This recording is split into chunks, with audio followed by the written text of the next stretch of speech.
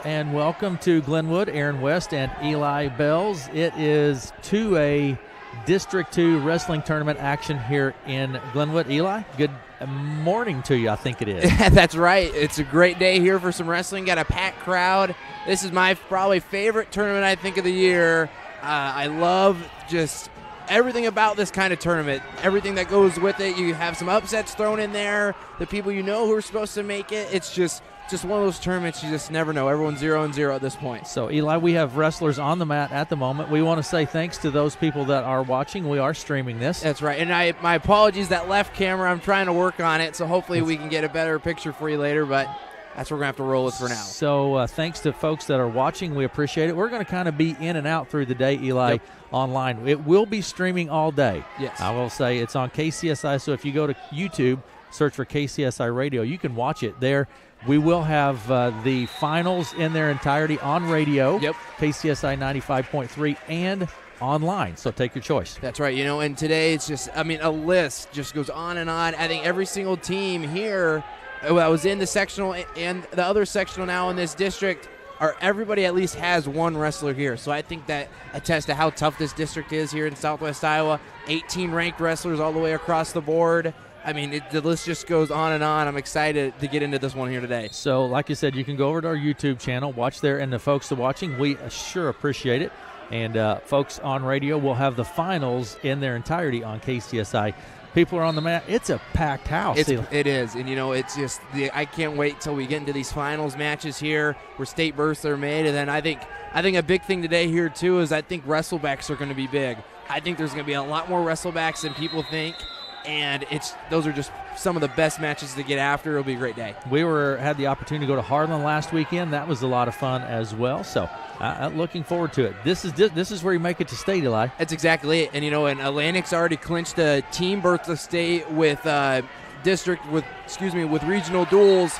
So now they're just trying to send these individuals. Atlantic has 10, Creston has 10, Carroll with 6, Glenwood with 6, Greene County with 6, Harlan with 6, Clarinda with 5, Southwest Iowa with 3, Central Decatur with 1, Clark with 1, Red Oak with 1, and Shenandoah with 1 wrestler here. So everyone across the board is represented. It's going to be a great day. All right, Eli, we're going to step away for just a bit here. And remember, stay tuned. We'll have updates through the afternoon on air, on radio, KCSI 95.3.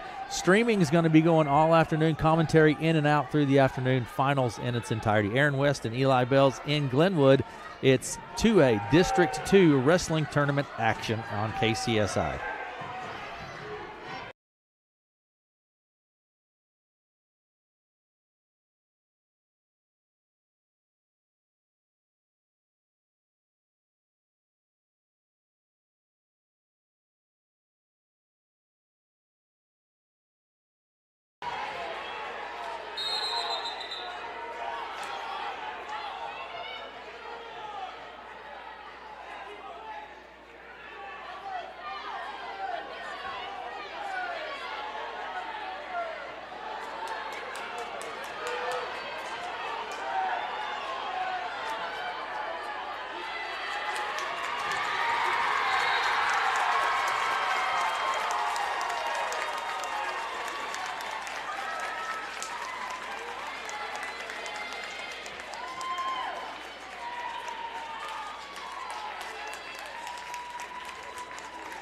Next up on mat 2 will be Josh Haas of Atlantic and Vinny Mayberry of Glenwood.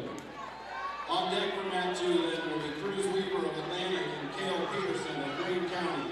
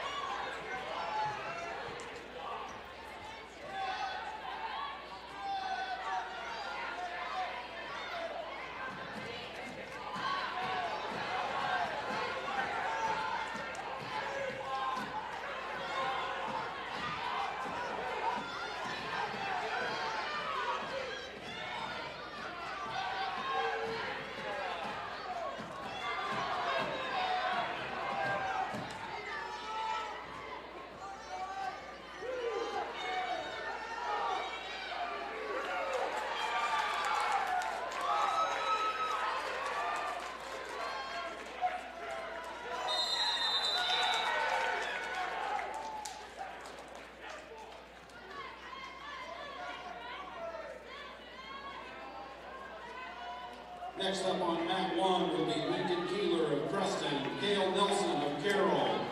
On deck for mat 1 will be Ethan Coleman of Atlantic, Luke Friend of Harlan.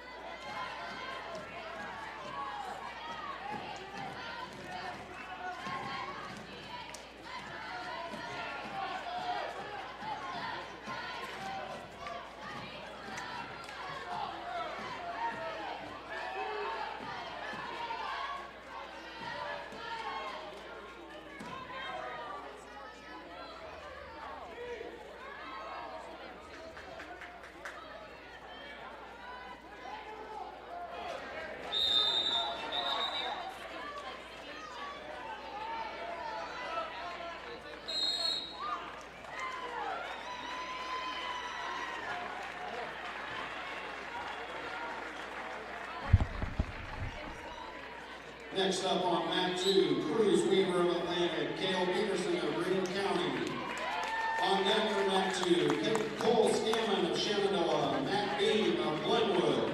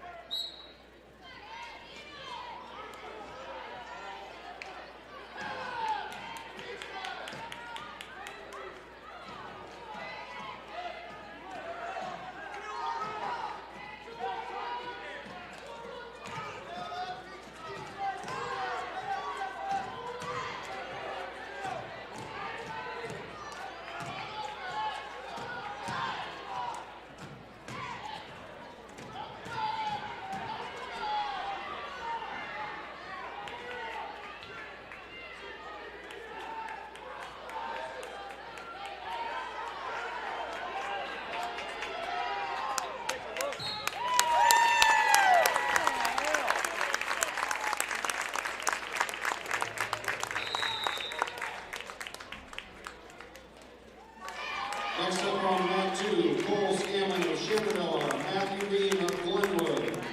On deck for mat mat 2, Trey Chestnut of Preston, McKinley Robbins, Greene County.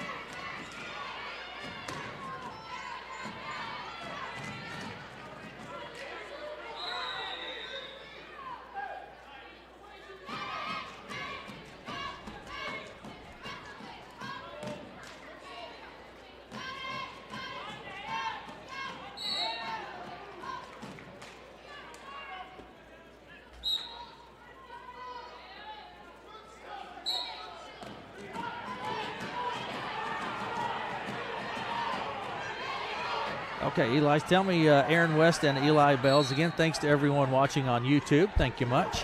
And spread that link around, share it around, wherever, Eli. That's exactly right. It's just you send it anywhere. That's exactly what you're talking about. Absolutely, send it in. Tell me, Eli, what you're seeing so far here this morning, just getting underway actually here in Glenwood. So tell me where we're at. Yeah, we're right now just in the semifinals. Obviously, within district wrestling, it's just four wrestlers. And it's very big to win that first match. You win that first match, you almost guarantee yourself a wrestleback, or even most of the time a state berth in that matter. So it's very important, especially with that first match, to be able to get a victory. But and today, like we were talking about, 18 ranked wrestlers in this district. 15 of those 18 are all in the top 8. So that's very impressive. And say that one more time, Eli. 18 ranked wrestlers, and 15 of those wrestlers are ranked in the top 8. Wow. In this district, and there's some ranked matchups that I've been looking here for this week, and I think a big one is at 126. You have 3 ranked wrestlers in Ethan Fulman, Matthew Beam, and Luke Friend. Fulman of Atlantic, Beam of Glenwood, and Friend of Harlan. Fulman ranked 4th, Beam ranked 5th, and Friend ranked 12th. Fulman and Beam, both state place winners from a year before, and they're very familiar with each other. It really hasn't been back and forth. Fulman's beat him 4 times throughout his career. Beam only beating him once. It's going to be a great match, I think, even for Friend too as well, trying to get into that mix. And at 120, Cale Peterson of Greene County and Lincoln Keller of Crescent. That's another ranked matchup we have at 120. And at 132, I'm thinking we're going to have a rematch with McKinley Robbins and Luke Musich of Harlan. McKinley Robbins ranked 2nd at 132 and Musich ranked 7th. That was an 8-7 match just last week at sectionals. So I think we'll definitely be seeing that match here again soon. So a lot of action taking place on. So what is there one match in particular, Eli, that you're really looking forward to? I think have a bunch. I think the match I'll really be looking at is Fulman and Beam. Fulman defeating Beam. They wrestled only one time here this year at the Hawkeye 10 Conference Final. Beating Beam, I think it was 4-2 if I have that right. Was their last or 4-2 at the Hawkeye 10 Finals was their last meeting. So, and they've also wrestled each other at state last year for 5th and 6th. So Fulman's really had Beam's number here, but I think that's going to be a great match here today if both these guys can get on to the final. Thanks to everyone watching online. We sure appreciate it. Share that link around, and Eli and myself will be here through the day, and then finals we'll have in its entirety. You'll call that as it goes along, Eli. Atlantic, Carroll, Central Decatur, Leon, Clarinda, Clark, Osceola, Glenwood, Greene County, Harlan, Red Oak, Shenandoah, and Southwest Iowa, Sydney, all here at this 2A Districts 2 Wrestling Tournament. Districts, this is where you go to state, Eli. That's exactly it. Next week, state starting with the duels on Wednesday, Thursday, Friday, Saturday, whole state tournament. It's a fun deal. One of my favorite things to go to, favorite things to call is definitely wrestling here. It's probably the best tournament for it. All right, Eli, we're going to have probably step away for just a bit. We'll continue with some of just the crowd noise and wrestling going on. You'll hear the public address announcer as we move along here just a little bit. And so we're going to step away for just a minute, and we'll be back.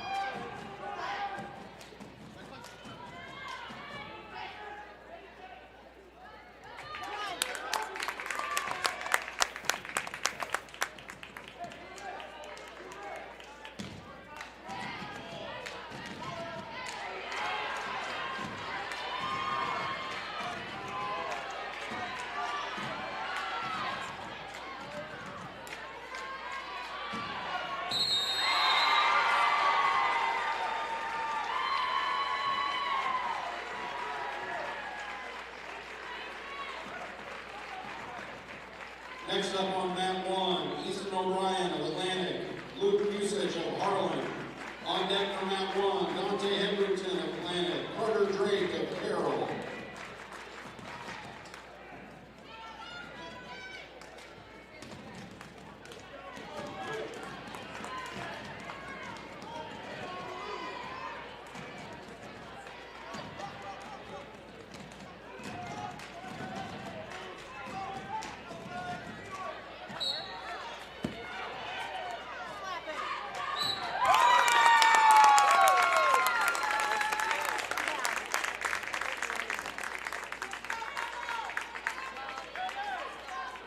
Next up on mat 2, Austin Evans of Preston, Brenner Gallagher of Greene County.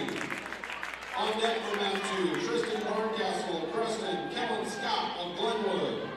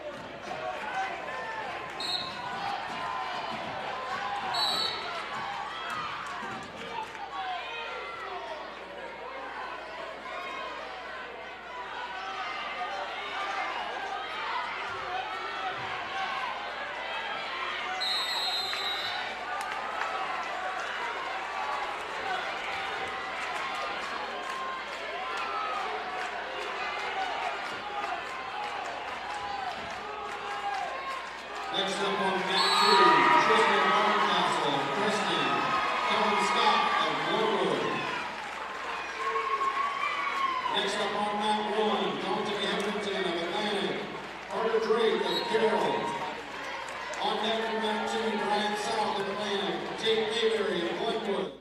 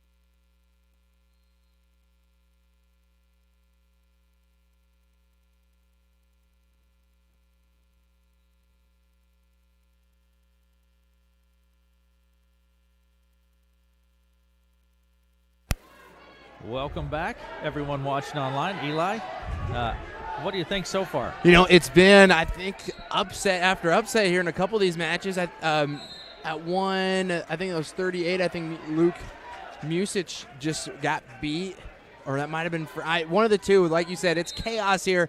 I know there was an upset on this first mat on our right side here, but it's been some good wrestling. I was just, talking with a couple of people here too. It's just, like we said, can't believe you have 18 ranked wrestlers here in this district, 15 in the top 8. I mean, it's flying by here, so those finals will be coming here just shortly. Yeah, we'll be to that very soon, and thanks to everyone watching online. We sure appreciate it. And wrestling fans, it's a fun atmosphere. It is. And when you get in an atmosphere like this and you get everybody holding up the 2 with their hands, you'll hear that all the way across the whole the whole gym here. It's just it's a fun atmosphere to be a part of, especially calling here. It just gets you jacked up, gets you excited. But it's going to be, I think, so we're at 145 right here. On the left mat, and I think the right mat we're at 145 here too as well. So it's Barncastle and Scott over on the left mat. Yep. That's Creston and Glenwood, and Hedrington and Drake. That's from Atlantic and Carroll over on the right mat. That's where right. we're at. But, yep, we'll be getting some matches here going. We'll keep the live stream going as best we can. So should be a lot of fun. And, again, share that link around. Thanks for watching. We sure appreciate it. Now, when we get to the finals, you'll have commentary through that whole thing. Yep, right, that's Eli? exactly right. We'll have that whole entire thing for you, and it's going to be some great wrestling. All right. So just, and like you said, Eli, important from a standpoint, you want to win this opening match, Yeah, right? I think the most important match is that opening match, because if that's where your upsets come, that's where you almost solidify yourself getting in to the state tournament, because if you pull off that upset and you end up losing in that finals bout, more than likely you're probably still going to state with that true second, because you've already beat the guy that you upset there that first round, or even vice versa. To get that to that wrestle back too as well, you're cheering on different people to be able to find a wrestle back. Most of the time you're not going to be cheering for an opposing team to be able to get that victory, but to give you a chance. So yes, that first match is very, very important. Again, over on the right mat is Hedrington of Atlantic and Drake of Carroll. On our left mat is Barncastle of Creston and Scott of Glenwood.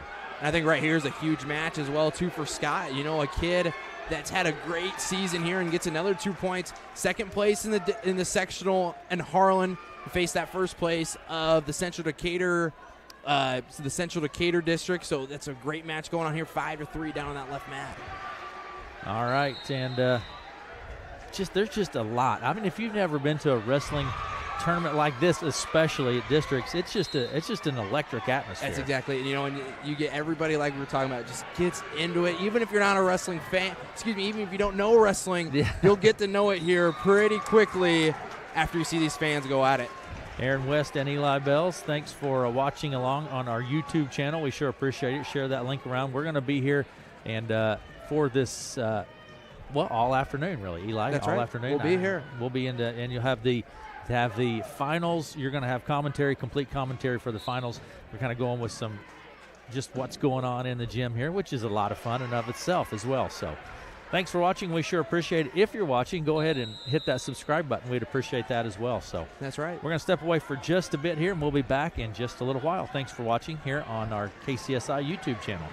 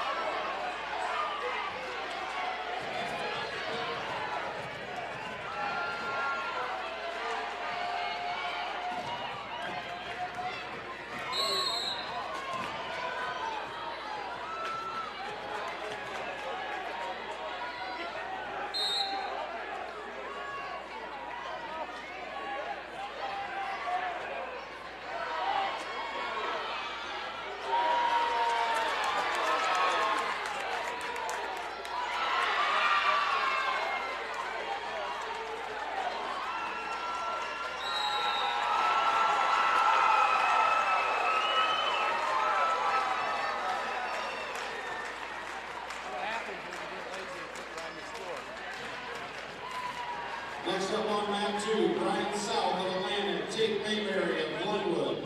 On deck for mat 2, Riley Hayes of Creston, Gavin Sherman of Greene County. Come on, Sherman.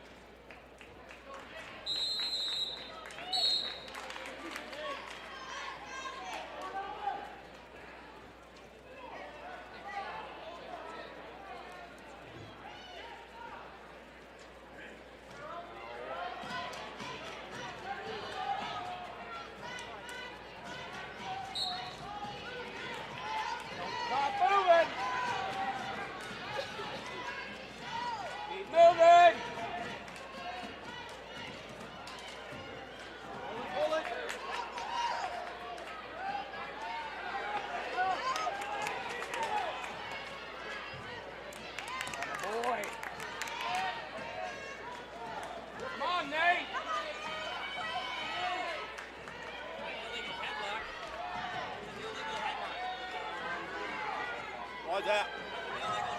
Why's that?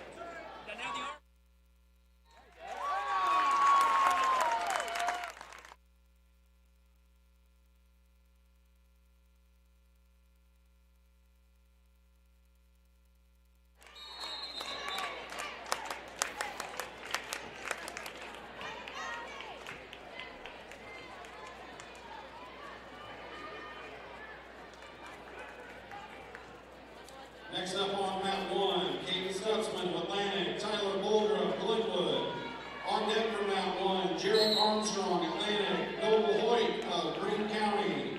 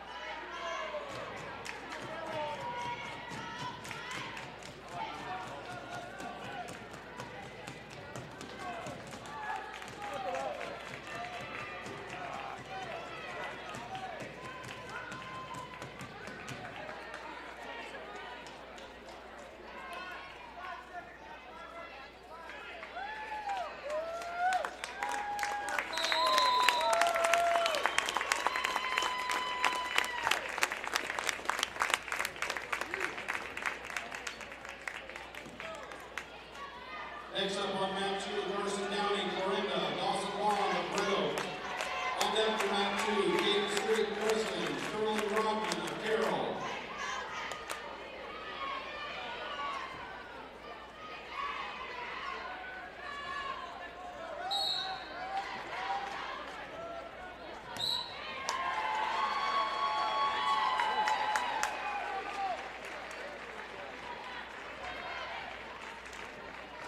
Next up on mat 1, Jared Armstrong of Atlantic, Noble Hoyt of Greene County.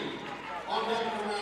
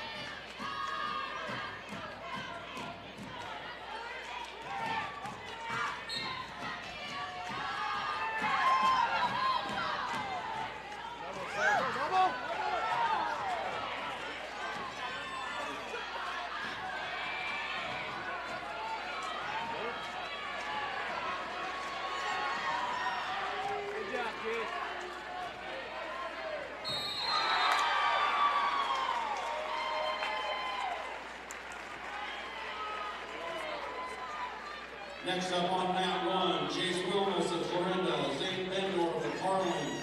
On deck for mat 1, Jagger Luther of Preston and C.J. Carter of Glenwood.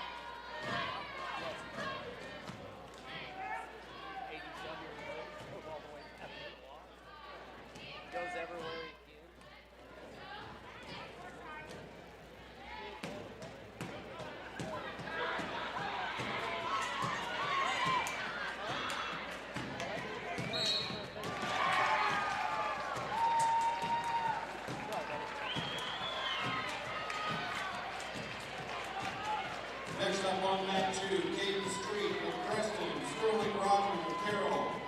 On deck for mat 2, Brendan Casey of Atlantic, Matt Schwery of Harlan. Welcome back to Glenwood. Aaron West and Eli Bells. Eli, let's get an update on where we're at here, what's going on this morning. Yep, we're at I think we just finished at 160, heading into 170 and 182 right here. Bond just with a nice victory right there. Just Bond just doing what he's been doing all season long. It's been great fluent takedowns coming from him, even in matches where he hasn't even wrestled a full match a lot. Most of the time he's still got gas in the gas tank, and he shows it right there and gets the fall in the third period. Other matches this morning so far, Eli, that stand out to Yeah, you? you know, an upset for Downey at I want to say it's 138 over Galagos of Carroll. That was a big upset there, 5th ranked. I'm going to make sure I have that down for sure. At 145, yes, Downey of Clorinda ends up picking that win. Just has enough in the gas tank, just barely at the end to hang on for a shot. He's able to get that victory, moving on to the finals here at Districts. And like you said, we're at 182, I think, here on the right mat as you're looking at your screen, and folks listening. So we'll wrap up here this semifinal. Then we're going to have finals coming to you here in a little while, Eli. So yes, that's right. We'll get right into it here shortly. Moving along here pretty good this morning, I would say. It is, and I think if credit to Jeff Beeson, you have wrestling going on here, basketball going on in the other gym, using both gyms. It's been great. It's always a smooth tournament here in Glenwood. And the main gym here where we're at for wrestling, it is packed, Eli. Yes, it is packed. It is packed, and that's exactly what we like to see. I want to say thanks to Barrett Auto Center of Glenwood, Jim Hughes Real Estate, Nelson Boylan Lorette Funeral Chapel, Shore Motor Company, Clorinda, Cellular Advantage, Red Oak, Glenwood, Shenandoah, and Clorinda, CR Graphics of Red Oak, Easter's True Value, Clorinda, Vetter Equipment, Clorinda and Shenandoah, Aiken Building Center, Corning, Clorinda, Creston, and Atlantic, Shenandoah Medical Center, Miller Financial Group, and Red Oak PCSB Bank, and Leiden Seeds, making it possible for us to be here. And again, streaming all day, and that's going to continue throughout the day. We will have the finals live here on KCSI and on our KCSI YouTube channel. And we're going to step away. We will be back, and thanks for joining us.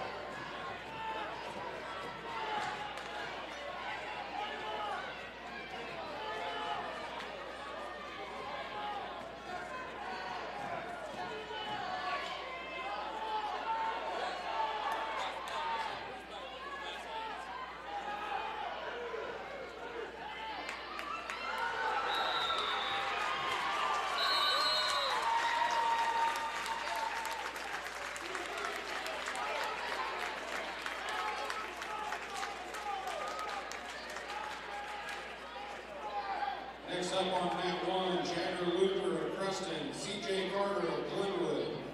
On deck for mat one, Tegan Carson, Central Decatur, Samuel Daly of Southwest Iowa.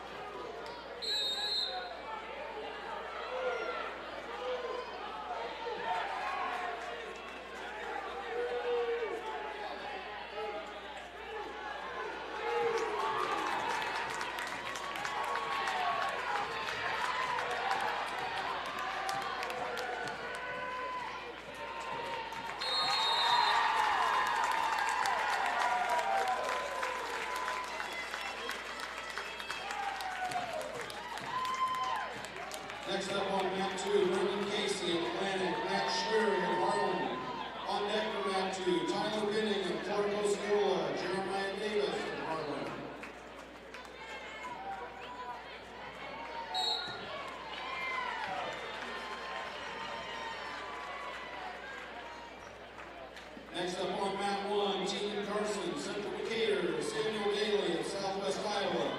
On deck for mat 1, Logan Green, Clarinda, Chance Ruth, Southwest Iowa.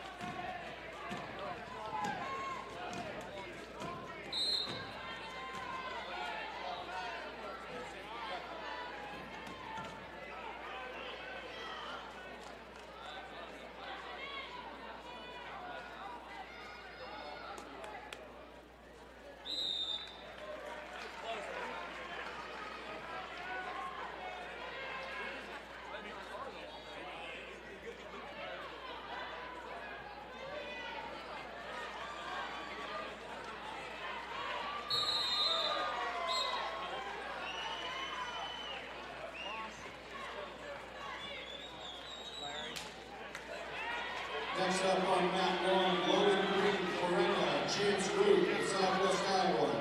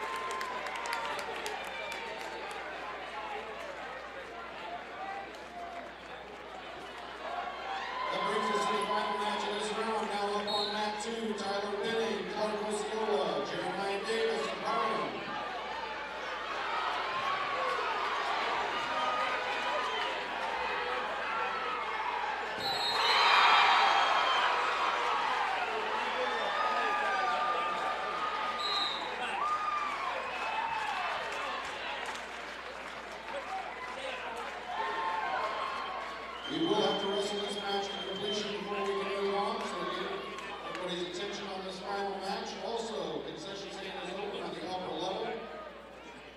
Our afterburn committee is selling ice cream on the lower levels.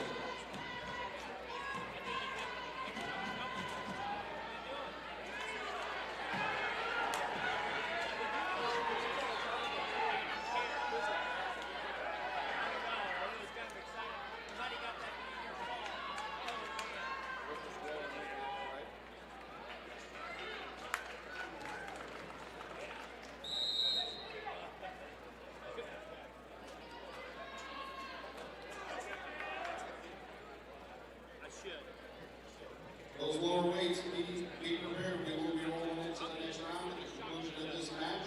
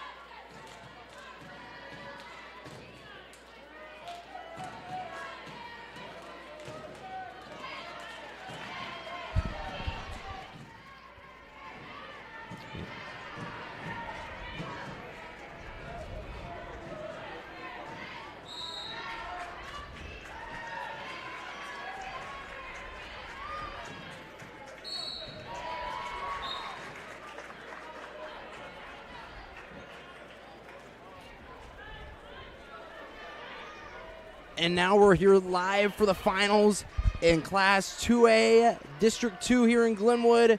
And I'm trying to get my computer and everything set up, but I think we're ready to rock. We're going to have, at 106, we're going to have, let me pull out my bracket real quick.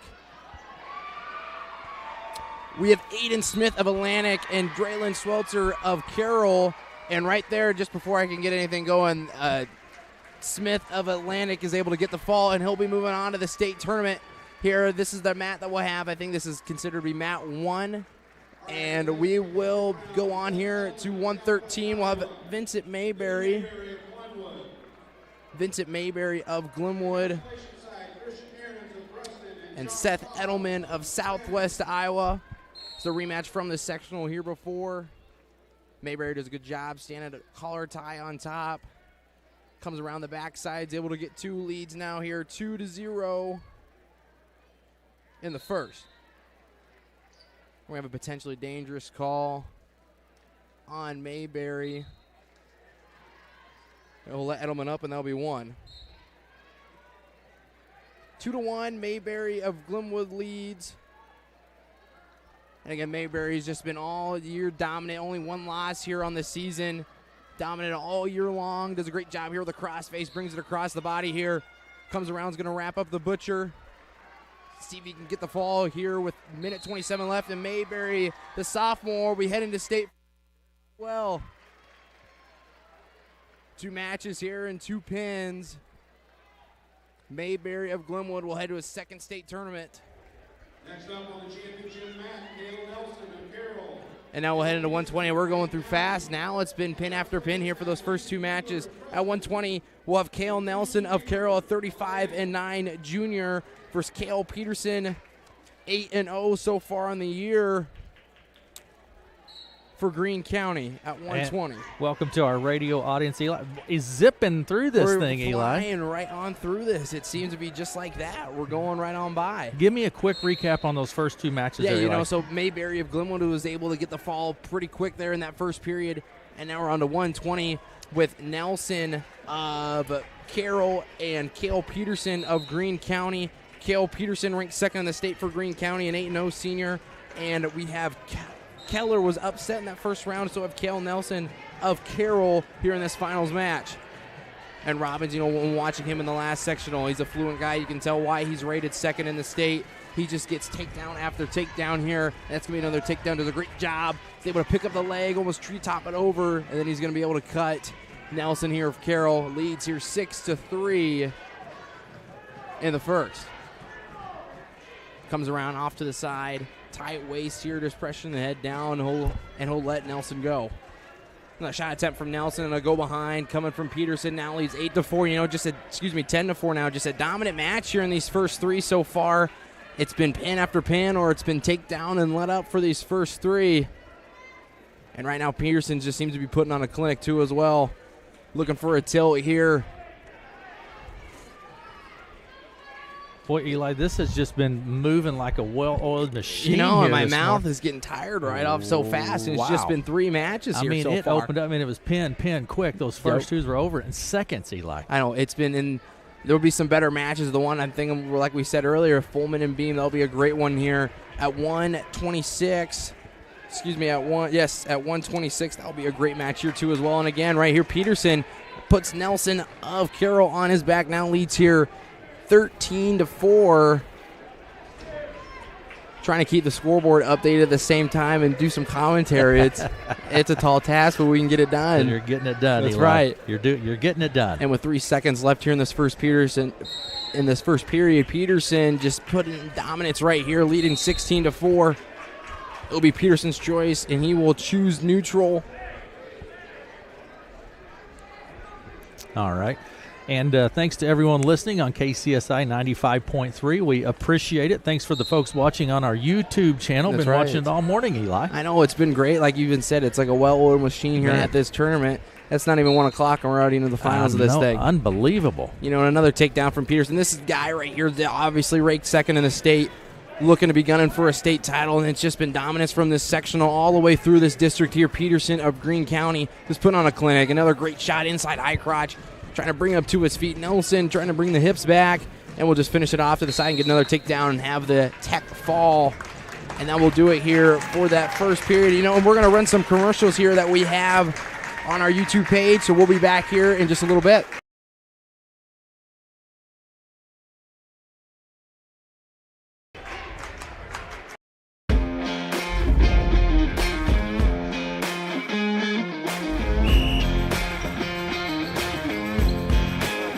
Boy, there's two things we can control every morning when we wake up. All right, those two things don't take any athletic ability.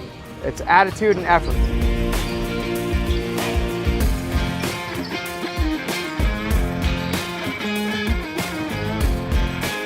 Let's get started here. Let's go. Let's have a day.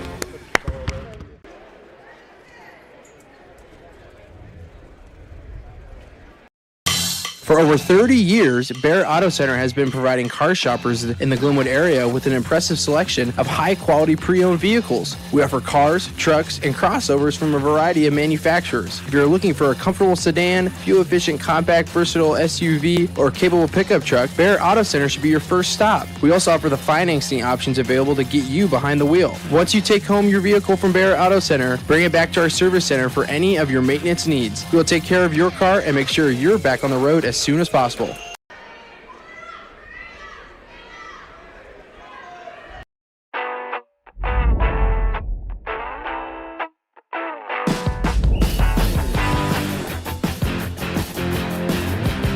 Second out, second out.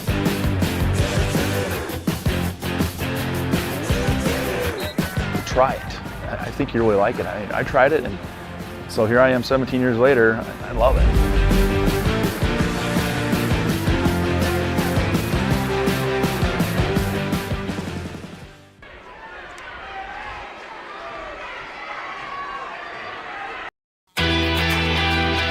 Take a moment and hit the subscribe button. Thanks for watching this live stream event on the KCSI Radio YouTube channel. We're pleased to offer live streaming services for a variety of events in the Country Sunshine listening area, from sporting events, community parades, informational meetings, county fair livestock shows, and much more. We hope you'll take a moment and hit the subscribe button while you're here. We sure would appreciate it. Thanks again for watching this event on the KCSI Radio YouTube channel. Have had on their sheets here today to be able to watch this one, and it's going to be a great one here with Foreman and Beam. Beam comes up straight up top, trying to go underhooks, and Foreman comes back around. You know, these two fast guys on the mat, I think, too, as well. Very familiar with each other.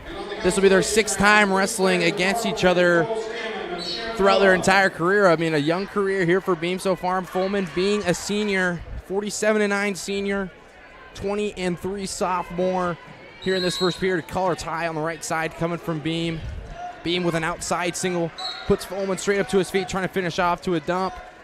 But Foreman does a great job of bringing the hips, and there goes Beam with a great takedown. Nice job from Beam, brings the hips inside, able to bring him up to there, land him down soft, and gets the takedown for two. He leads here 2-1 with 1:15 left in this first. Beam again, collar ties from both these guys, and you know, and the thing is, both these guys know exactly, it seems like, what they're going to be doing. Like I said, six-time wrestling here, and right on the edge of the mat, Beam goes headlock over top, goes out of bounds. Beam's bringing the pressure here, starting off this first period. It's making me run out of breath here. We're talking about it so fast. It's only the first period, Eli. I know it, and it's just been a great match so far. Coleman with the best of Beam in the Hawkeye 10 Finals, 4-2. An upper body Beam seemed to go with 45 seconds left here in this first. 2-1 is our score. Beam with the lead. Foreman not really getting on his offense here yet, and right once I say it, goes in for a shot, a reshot then coming from Beam. They're going to stand straight up both on their feet. Here on the right side on the edge of the mat. And a nice reshot again here coming from Beam. Brings the hips in tight and does a great job. Finishes off the takedown. Looking to put Beam on his back to try to get some back points, and nothing from it. Beam doing a great job. Foreman's bringing the hips in tight, coming with a great crossface, but Beam's just doing a great job of sinking his hips in, coming in tight, and be able to finish those takedowns. 4-1, 14 seconds left here in this first period. It's been all Beam here so far, you know, and this is kind of funny. The last time these two wrestled here in districts, and Beam looks to be maybe got a hurt hand. Got an injury. You know, the last time these two wrestled in districts, Holding that pinky, Eli, is what it looks like. Her Yeah, it looks his like he's hand going to be bleeding here. I don't know if it's... got They're going to go in injury time real quick. It seems that Beam's hand seems to be either cut or it's... Foreman of Atlantic and Beam of Glenwood. You know, and the funny thing is last time these two guys wrestled in districts, Beam came out on top, and then Foreman was able to come back and get the best of him at the state tournament for the 5th and 6th match. Beam was able to get that 6th place medal. Foreman came up victorious and got 5th. So it seems like here history almost seems to be repeating itself in this district match, but it's way early here with a 4-1 lead for Beam. Beam really favoring that hand too, Eli. Yeah, it definitely is, you know, and especially with Foreman being an experienced wrestler, he's going to be able to attack that. You got to be able to. 4-2 here now, and that's going to wrap out that first period. Great job from Foreman getting that escape right towards the end of the period, and ends up being Beam's choice here now, and Beam will defer. Foreman's going to choose top. You know, I think Foreman, obviously they've wrestled each other multiple times here before, and this is where Foreman gets his back points. I think with a tough ride here on top, trying to get some tilts, get a cheap turn in, Foreman thinks he's got the advantage here. Beam trying to get straight up to his feet, and close to be able to get up. Nothing rewarded here yet. Beam's going to go inside. They're going to give, I don't know if they gave one to Beam or not, because this is what you call a milkshake if they're going to give one then two, and they're going to give a reversal for two, and it's going to be 6-2. Beam with the lead. You know, it could have been close either way to be able to get that one, then that two, but then Beam will let them up. It'll be 6-3 here now with a minute 30 left here in the second period. Foreman kind of starting to bring the energy here up just a little bit. Gets a little off balance. Beam doing a great job shooting inside, and will shoot him off the edge of the mat. 6-3, Beam here leads. It's been all Beam so far with the attacks. They're going to check here that it's just going to be a reversal here for two instead of just the one, and it's going to be the reversal for two. 6-3, Beam of Glenwood over Foreman of Atlantic. Foreman again got to be able to find a way to get on his offense. It's been all Beam here so far in this match. It's been great takedowns, bringing the hips in. Inside collar tie from Beam, hanging on this left arm. Little half shot attempt coming from Beam, but it's just been the angles Beam's been creating here. He's had a lot of chances to be able to get inside and create these angles and shoot them off on the edge of the mat. He's just bringing the pressure here forward. Going upper body here for Beam. Foreman going with the overs, looking almost for an inside trip here on the edge of the mat. 50 seconds left here in this second. Still underhooks here for Beam on both sides. Foreman with the overs, just pushing into each other here, back and forth. 40 seconds remaining in the second. Foreman tries to go inside. Another reshot attempt there coming from Beam. They're going to go out of bounds. Beam, it's just almost like he looks like a different wrestler here in this match. Just bringing constant action here forward against Foreman. Straight on double leg coming from Foreman. Beam's able to bring the hips in, puts in the uppercuts. The upper body, and will defend it. It looks like almost Foreman trying to go for this inside trip. A great high crotch attempt here coming from Beam, trying to finish this, and get the takedown for two. Beam just doing a great job with these hips. It's just been impressive here. Foreman trying to get a reversal here on the backside. They're going to give two reversal. 8-5 now. Foreman leads. Be big to be able to ride this out, and I think Foreman will. And Beam leads here now 8-5. Great job from Foreman at the end there, too, able to scoot himself out the back door, get the reversal for two. Now heading here to this third period. As we head into the third, like Eli said, Beam of Glenwood with the lead over Foreman of Atlantic, 8-5. You know, an interesting choice here, I think, for Beam, too, as well. Gonna choose bottom here. You know, Foreman, I think, wants Beam on bottom because I think he's dangerous here on top, but Beam just trying to get up to his feet here fast. Foreman hanging on here. Stall call's probably going to be coming here soon if Foreman's not going to be able to release him or return him, and he will return him right down to the edge of the mat. Minute 45 left. This is where I think in these matches that I've watched, especially at that last state match of last year when Foreman was able to get on top, he was able to get some turns and actually got the fall on Beam. So I think this is an advantage here for Foreman unless Beam's able to just go right up off of his feet. There's going to be a caution call on Foreman. You know, and Beam's right off the whistle. He's going up, so got to be able to stay set. I think a caution call apiece here for both these guys. Minute 40 left here in this match. Beam maintains that lead, 8-5. That's going to be another caution call here on Fulman, so that's going to be 2. One more will be a point. Minute 40 left. Fulman will cover. That's another caution call going to be on Fulman. That's going to be one for Beam. Fulman just right off the whistle. When he's covering on top, he's leaning himself forward. And as you lean yourself forward, obviously something's going to give, and that's going to be 1 point here for Beam. Beam gets straight up to his feet. Now Fulman's definitely going to be having to look for a turn. Great job from Fulman. Returns on the edge of the mat. Right there, Beam's able to get up to his feet. Fulman sinks down to a single leg, drives Beam out of bounds. 9-5 is our score. Beam of Glenwood with the lead over Fulman of Atlantic. Minute 35 to go in the match. Fulman again. Beam gets straight up to his feet and will get the one escape. Now a 10-5 lead here for Beam. And it's pretty much no stall calls. Just has to stay away from anything that's going to keep him in trouble. Beam inside on a sweep single on the outside here. Fulman just inside trying to be able to get a turn here, but Beam shows his strength, does a great job of bringing the hips in, but Fulman's able to scramble himself out of it. No points were awarded here yet. Now reaching down for this ankle, and Fulman is able to get the takedown. Great job from Fulman. Just keep the action going, and as he does it, he ends up finding his way up on top. Leads here 10-7. Now locking up this cradle. This is where I think Fulman's dangerous. 50 seconds left here. He's doing a great job of having a tough right here forward. He's off to the sides of the hips, trying to wear Beam down. A stall call is definitely, I think, going to be coming here soon on Beam. Beam just got to be able to hang on to this leg. Don't get turned. Fulman's definitely looking for a turn here fast.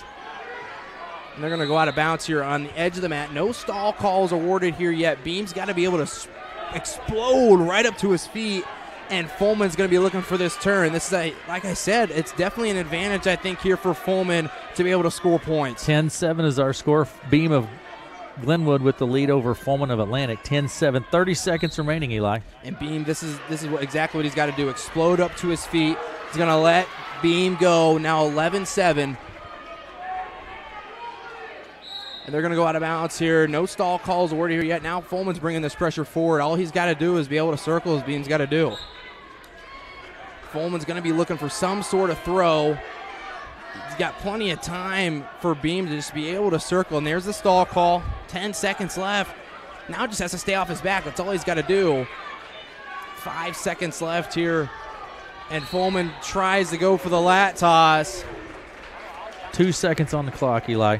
And it looks Beam, a great match from Beam. That's definitely going to be the best match he's wrestled all year long. And Beam's able to get the victory.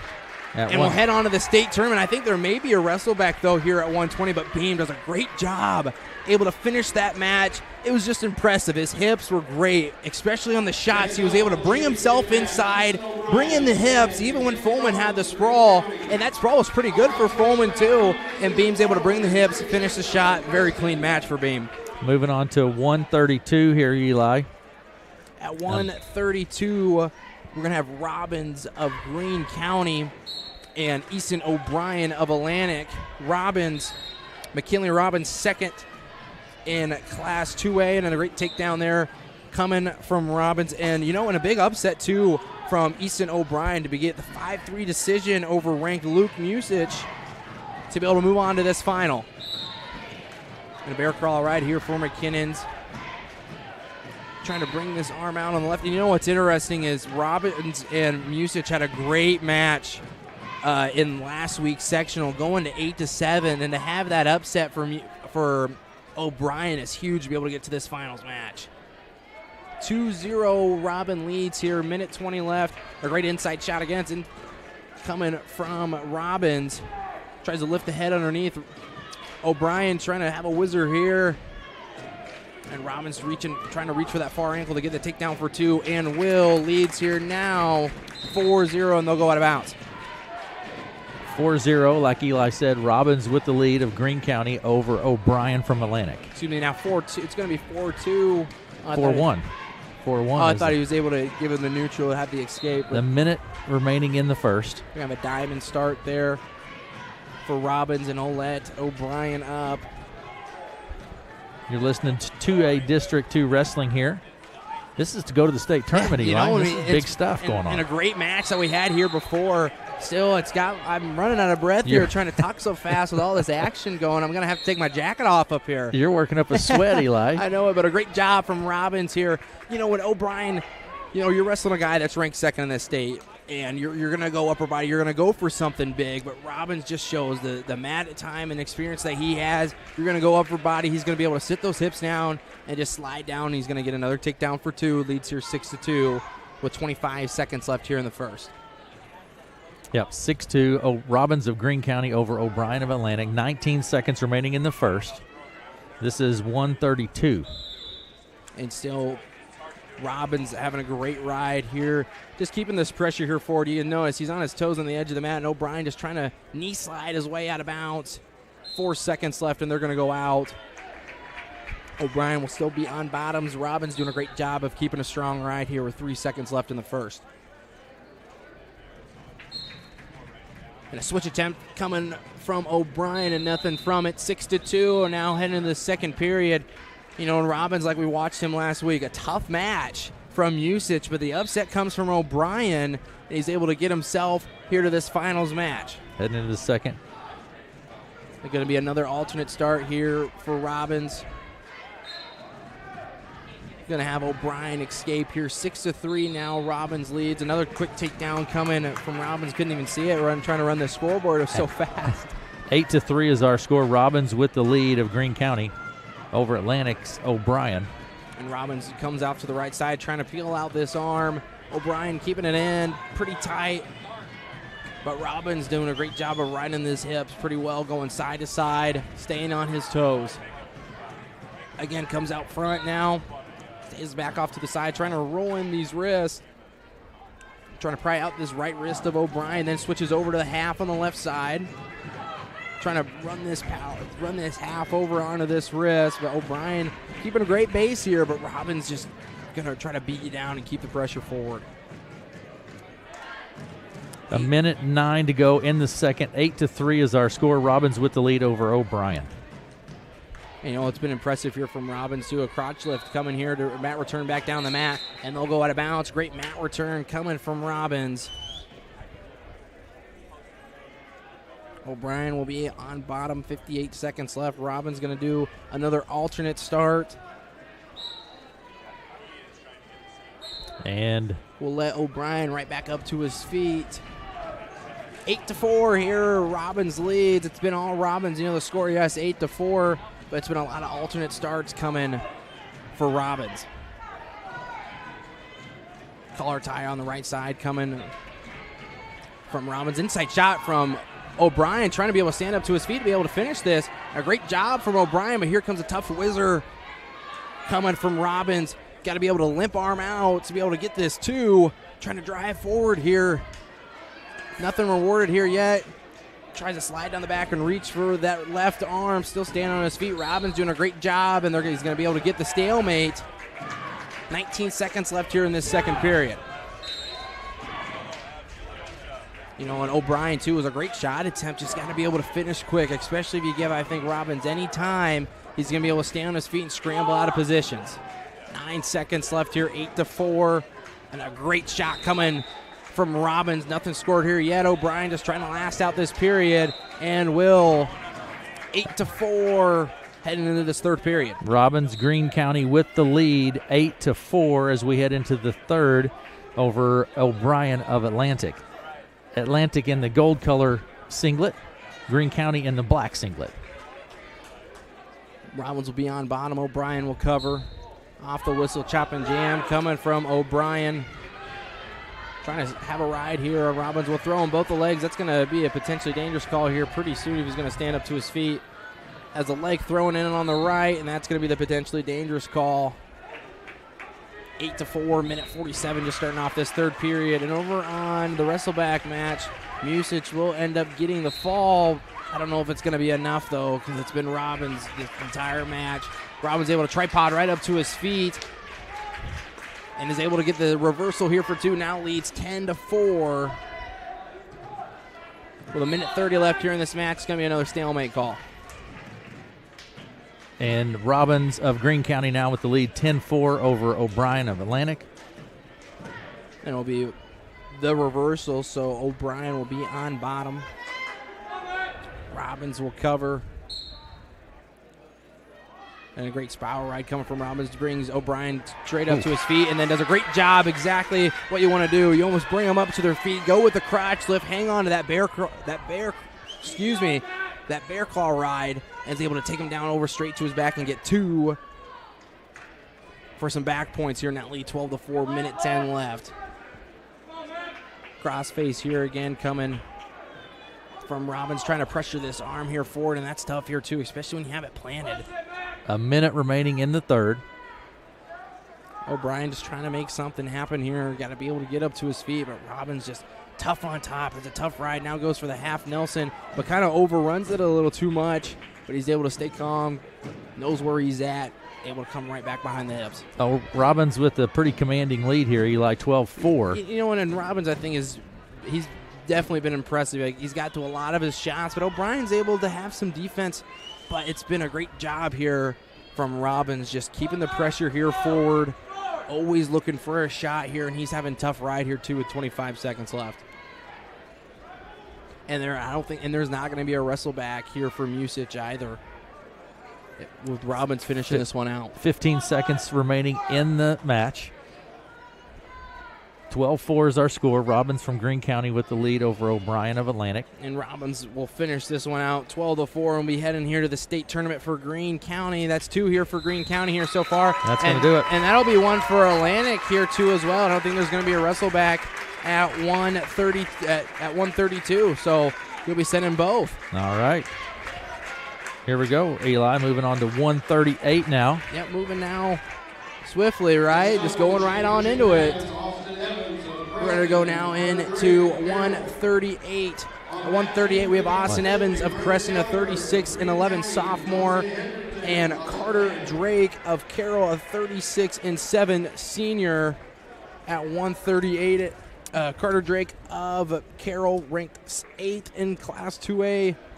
Here at 138, Evans, like we said, a 36-11 sophomore. Drake of Carroll, 36-7. We'll get things started here. The Carroll wrestler Drake in the orange and white singlet. Evans of Creston in the tan-colored singlet. At 148. And a straight-on shot at, around 138 there, Aaron. 138. What did I say, Eli? 148. 138. 138, sorry. No, you're good. And a collar tie here on the left side coming from Evans. And, Evans earlier had a shot attempt here, but, it's just from too far back. If you have a shot attempt that's too far back, you're not going to get much, especially, I think, when the experienced wrestler here like Drake of Carroll being ranked here 8th in the state at 138. Not 148. Not 148. 138, Eli. That's right. The shot attempt here coming from Evans. Does a great job with the hips here of Drake. Is able to bring the hips back. Evans still hanging on to this arm here. Underneath, going to go with the underhook here on the right side. Bringing pressure here forward, and they're going to go out of bounds here. 0-0, minute 01.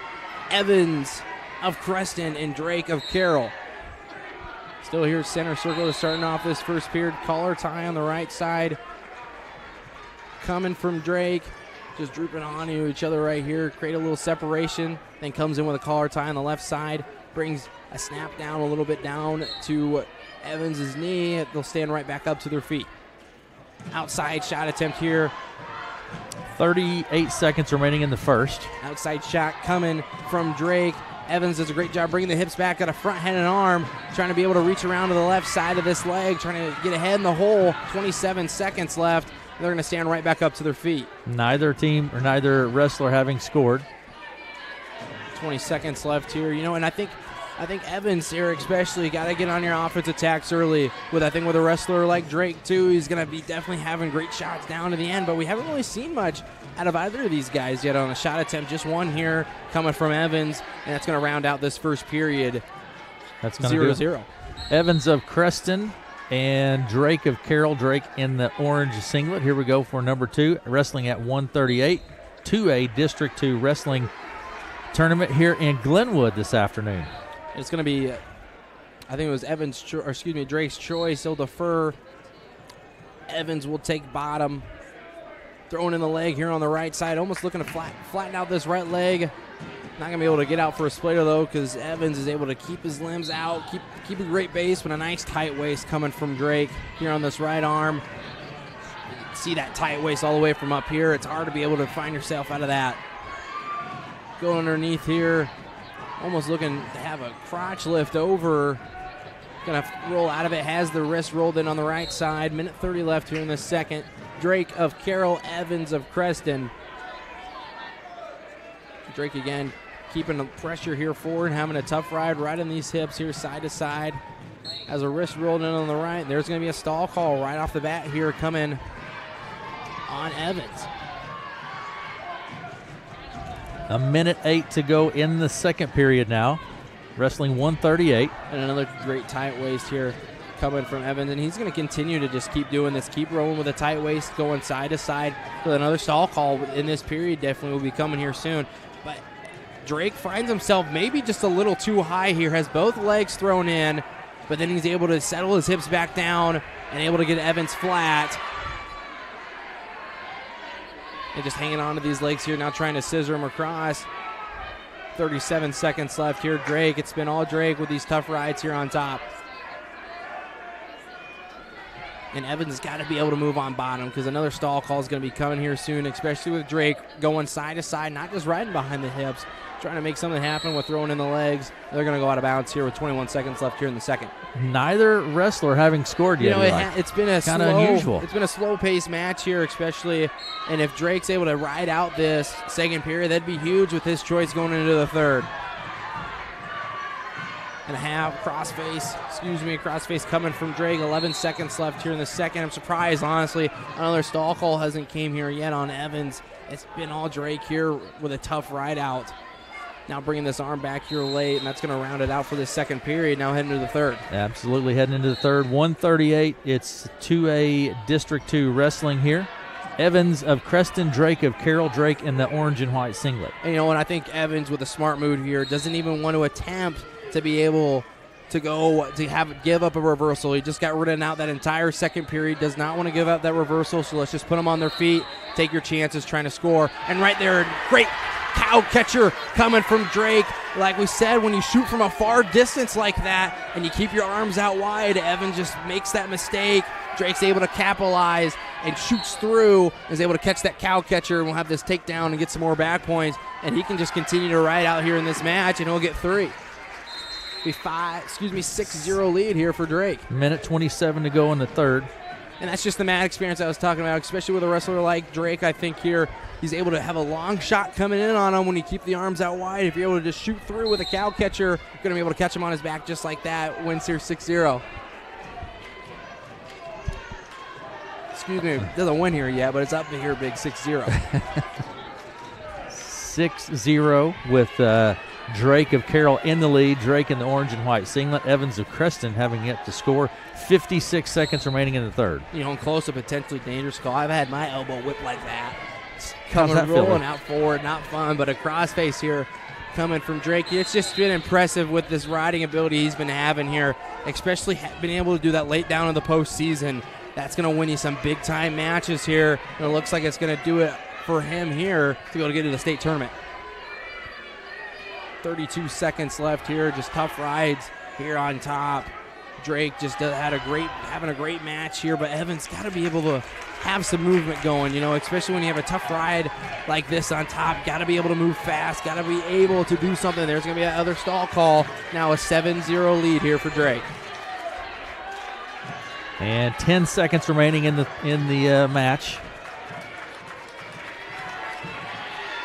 Drake of Carroll with the lead, 7-0. And Drake will be sent off to the state tournament here. We're going to try to run an ad here real quick to get through some before we start off this next match. I want to say thanks to our sponsors listening online, Leiden Seeds Incorporated, PC.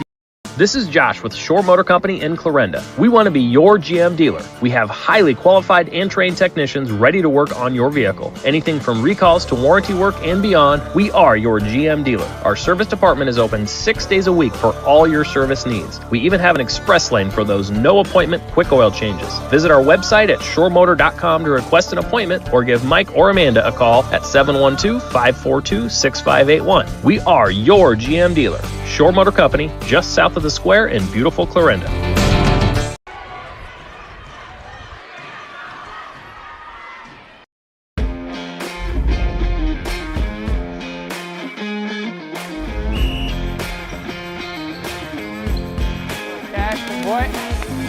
There's two things we can control every morning when we wake up. All right, those two things don't take any athletic ability. It's attitude and effort.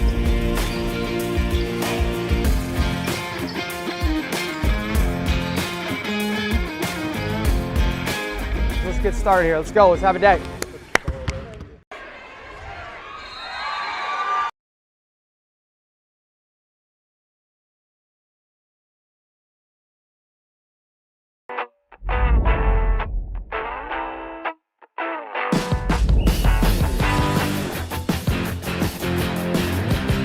Second out, second out.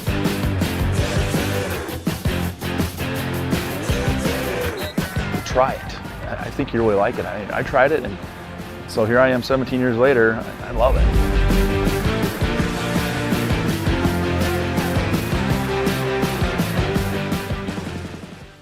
Wrestling tournament action here. Eli, 145. Who do we have? 145 here. We have Tristan Barncastle of Creston winning a match over Callan Scott 12-10 in a highly intense match right there. And Cale Downey with an upset at 145 over Galagos of Carroll. Downey and Barncastle here in this match. Barncastle of Creston in the tan-colored singlet, and the black and white singlet is Downey of Clarinda. Yep, but just two of these guys right here, obviously conference foes here. Definitely have wrestled each other, I'm sure, here before. But now here we're going to get things going. Minute 10 left here in this first. Just been collar ties out of both these guys. A little redirection coming from Barncastle. Downey with a 2-on-1. They'll both come out of it here. Outside collar tie here coming from Downey. Inside on the right side now. Minute left here in this first period. And a high crotch attempt here coming from Downey. Shot that a little deep, but was able to get inside on this leg. Barncastle just trying to stall this one out and get a stalemate here because Downey's in here pretty deep. Nothing rewarded here yet. Downey trying to be able to circle, finish off with a double off, but nothing from it here just yet. Barncastle doing a great job pressuring the head here down. Trying to stand straight up to his feet and finish off this dump here. And then comes back to the double leg and able to work around and get the takedown for two, but then Barncastle able to get the quick escape. 2-1 here. Downey leads. 22 seconds remaining in the first. Wrestling at 145. Downey of Clarinda, Barncastle of Creston. Clarinda in the black and white singlet. And it's impressive there from Downey too as well. He's able to does not give up on that high crotch, and then once you find that angle, you're able to double it off, able to get an arm around the hip, bring it down to the mat, get the takedown for two. A great job from Barncastle staying up onto his feet, and we'll get the one for the escape, and we'll move on here into the second period. 2-1, Downey of Clarinda leading Barncastle of Creston. 2-1, Downey with the lead, wrestling 145, 2A District 2 wrestling here on KCSI. What's the discussion going on? I really couldn't tell you, to be honest. I don't know if he's questioning if it was a takedown here or not, doubling off. I thought the hand was pressed down, so I venture to say I think it was, but we're going to see here, and I think they're just going to stick with it. Little discussion there between the officials. Now the coach is going to get a clarification. Here we go. For time to go. We're going to get a flip here. It's going to be Downey's choice. Downey will defer. Barncastle will choose bottom.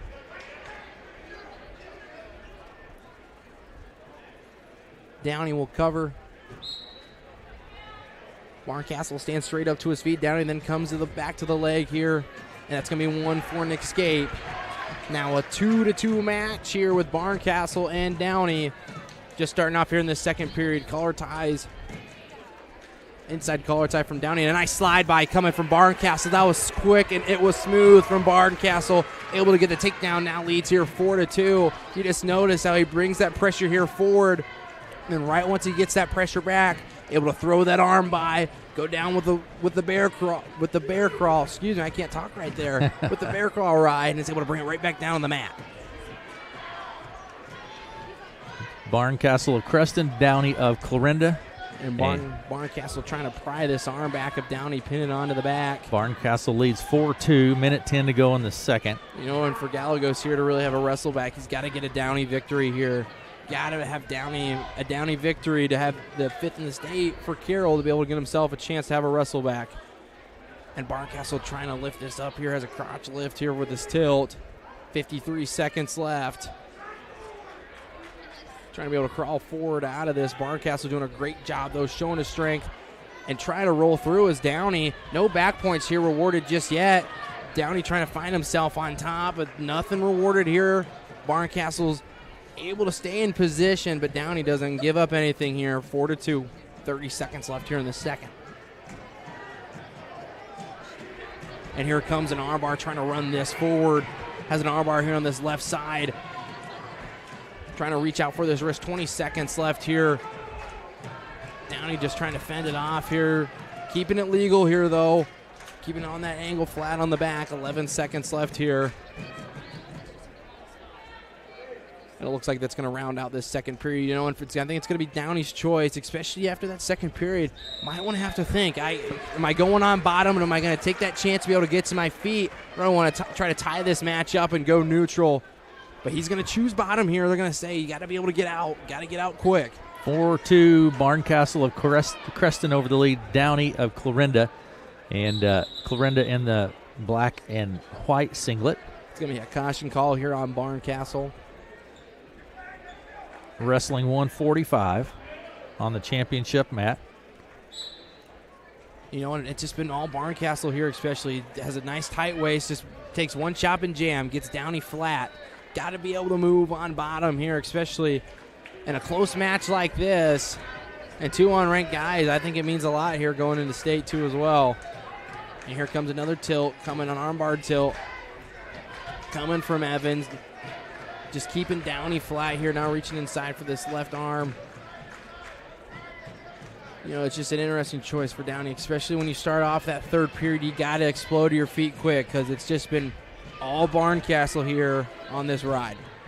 4-2 is our score. A minute 20 remaining in the match. 4-2, Barncastle of Creston with the lead over Downey of Clarinda. And Downey's got to be able to build a base, get back up to his feet here.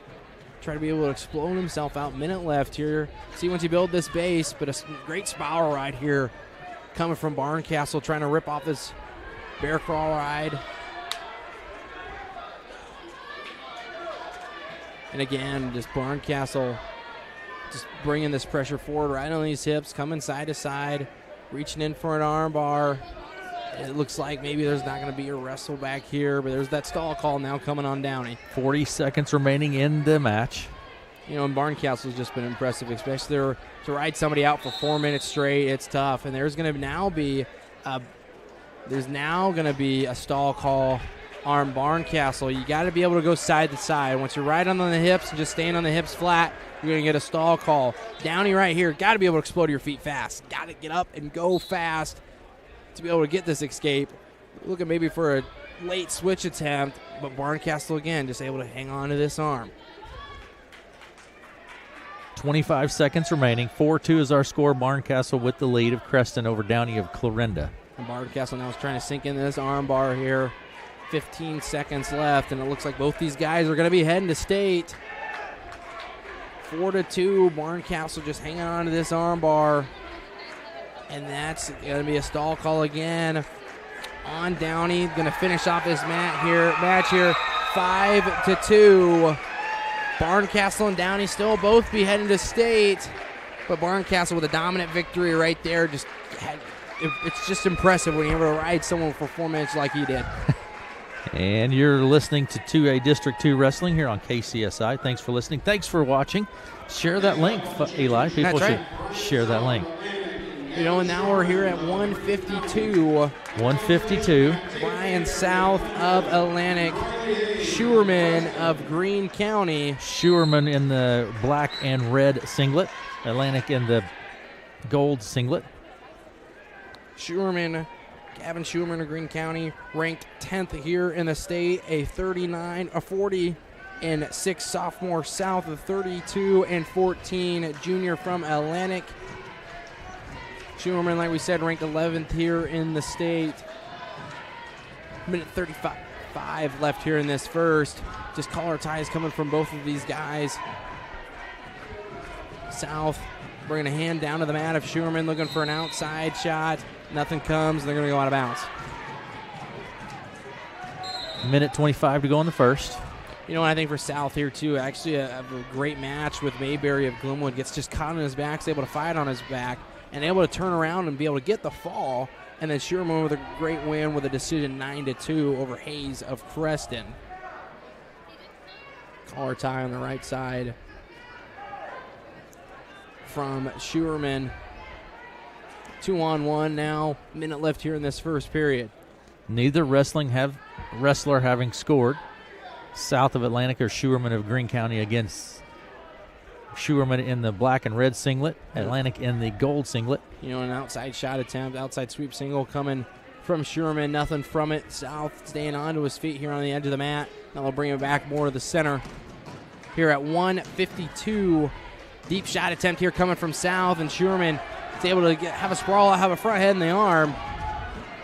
And now here on the edge of the mat, they're going to go out of bounds. You know, and South shot from a far distance away, a good couple feet at least, to be able to shoot from that, and especially shot with his head down, and that's where Schuerman's able to get the head in the hole, but they're going to go out of bounds.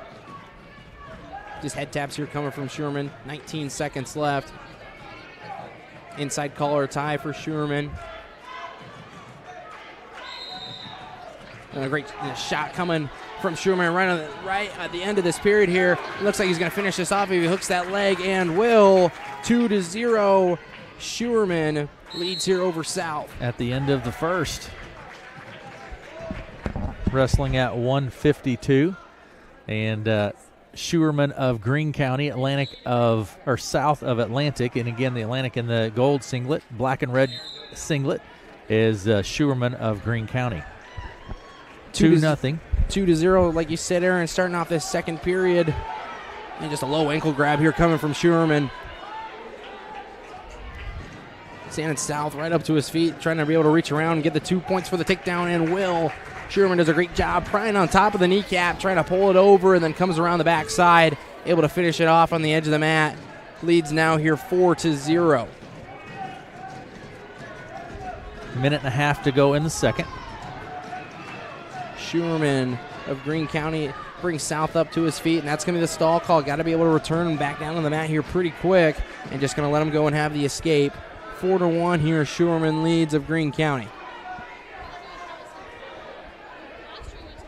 Minute 10 left here. And, you know, it's been impressive from Schuerman here, too, I think. The shot that he's taken, the shots have all been pretty clean. He's able to come around to the right side. He's able to come around the left. But right here, as I say it, South shoots another straight-on double. But with the straight-on double, Schuerman's able to give himself to an advantage. But South then brings onto a single leg. Just takes it up to his feet. But then, as he takes it up to his feet, falls down to his knee. And I think a stalemate's going to be coming here for both these guys.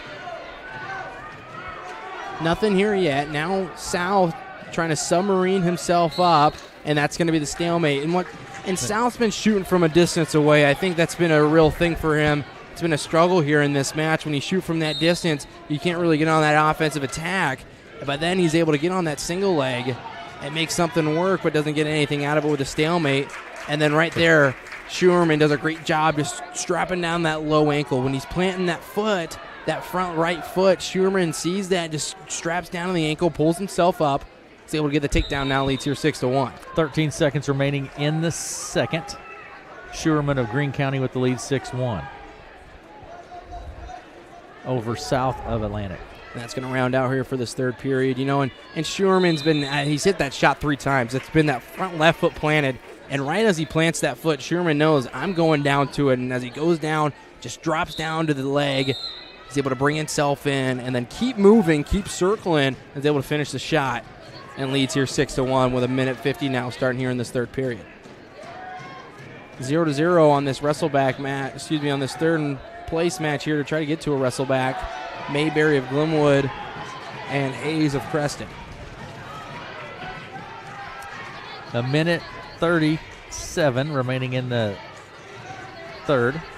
6-1, Sherman of Greene County with the lead over South of Atlantic. And again here, I think if we watch, especially if South plants that right leg here, Schuman's just going to drop down to it. And they're going to have a 2-on-1 here for South, trying to bring the hand down to the mat. Head position here on the left side. They're going to break out of it. A long shot attempt and a great reshot coming from Schuerman. Summerine himself up, trying to come out the back door and get this takedown here. South doing a great job just trying to keep his hips back, but now Schuerman trying to bring the hips back in of South.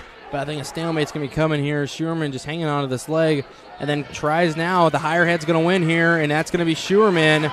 But nothing rewarded here yet. South's able to hang on to this leg kind of with an awkward grip and now stand up to his feet. A great job from South. Just a great scramble from those guys right when he gets the higher head. Typically, you get the higher head, you're winning this. You're going to be getting that takedown for 2. But South does a great job of keeping the movement and gets himself out of it. And we'll be both back on their feet. 27 seconds left. And it looks like there's going to be a wrestle back here now because Hayes of Crescent leads over Mayberry of Glenwood 3-0. They're going to go out of bounds here.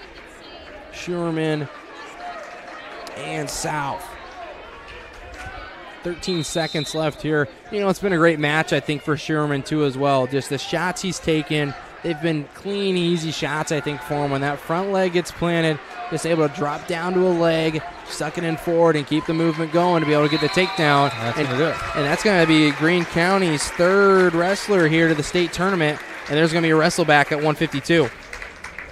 Going to go to 160 now. This will be Bond of Red Oak and Black of Greene County. Bond in the all black, Greene County in the black and red. 160, Dawson Bond. And just another rematch for these guys from sectional. It was Bond being victorious. Just kept, like we said, Bond has just been that type of wrestler all year long that's just been keeping pressure here forward, and he's been wrestling great. Here we go. On that, they don't think that the clock started yet. And on the backside match, you're going to have Carson Downey of Clarinda and Bongler of Creston. Bond again in here. Great Bond in all black. Great Russian tie from Bond. Brings Black right down to his feet. Right down to his knees. Now trying to get a front head in the hole here. Great shuck by then. Just throws it right by. That's just textbook there coming from Bond. When you have that front head and arm, you can't move. You can't really move. You're circling down on your knees, and then you throw it on through. He's able to get a takedown for 2, leads here with 1:30 left in this first. Bond leads 2-0, 1:30 remaining in the first, like Eli said. Wrestling 160. And there comes a tilt here from Bond. He's going to get at least, I think, one swipe. Not going to give him the second one. Just puts the knee in the side. Trying to get a cheap tilt here to get some back points. Starting off this first period. Pressure here forward from Bond. It's just a strong 160-pounder out there, too, especially the way you can just tell on the mat. He's had plenty of mat time. Rolling these wrists here forward on the right side. Tight waist from Bond on his toes. Trying to bring pressure here forward. Chopping jams. Now on the right side. Brings himself out to the left. Goes in for a ball and chain. But Black doing a good job keeping the elbow in. Now inside here, Bond reaches in with the arm. Nothing out of it here yet. Still has this ball and chain. Bond of Red Oak, Black of Greene County. Now Bond here reaching in. As he's reaching in for the arm, he wraps himself back around to the leg. He tries to put his hand through to maybe get a little grip, but nothing comes out of it. He's going to back out and just keep riding tough here with 15 seconds left here in the first. Bond doing a great job with this pressure. And right here, going to get himself a cheap tilt, but he's caught on his back, honestly. He almost you get yourself in a position like that, it's a little dangerous. It is a little dangerous. And they're going to give 2 back points as Bond rolls to his back. He got both shoulder blades touching. He just keeps rolling through. Going to lead here 4-0. 4-0, Bond with the lead as we head into the second. Bond of Red Oak, Green and Black of Greene County. Bond in the all black.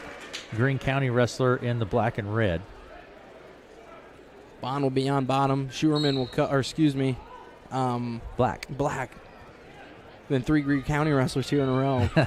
Maybe Black will cover. Standing switch attempt coming from Bond, but Black does a good job with this ride here. Tripod here from Bond. Just needs to try to be able to stand up to his feet. Black just throws it in his leg on the right side. And there's going to be a stalemate call.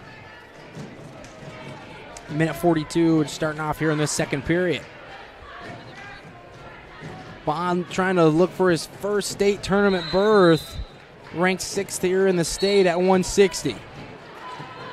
30, 40, and 5 junior. And then just like that, Bond's able to get it right up to his feet and get neutral. Now leads here 5-0 into the second period. A minute 30 remaining in the second, in fact. Underhook here on this left side. Overs here on the right. Black trying to cinch something up here. Almost looks like last time Black, especially True, tried for this lat toss. And I think they're going to be close to going out of bounds here. Great overs from Bond and almost a kind of a deep underhook here from Black too. Bond needs to be able to circle and work his way out of it, and just does right there. Back to center circle, minute left here in this second. Shot attempt here coming from Black, and right there Bond does a great job with this whizzer, shows his strength as the straight on shot comes.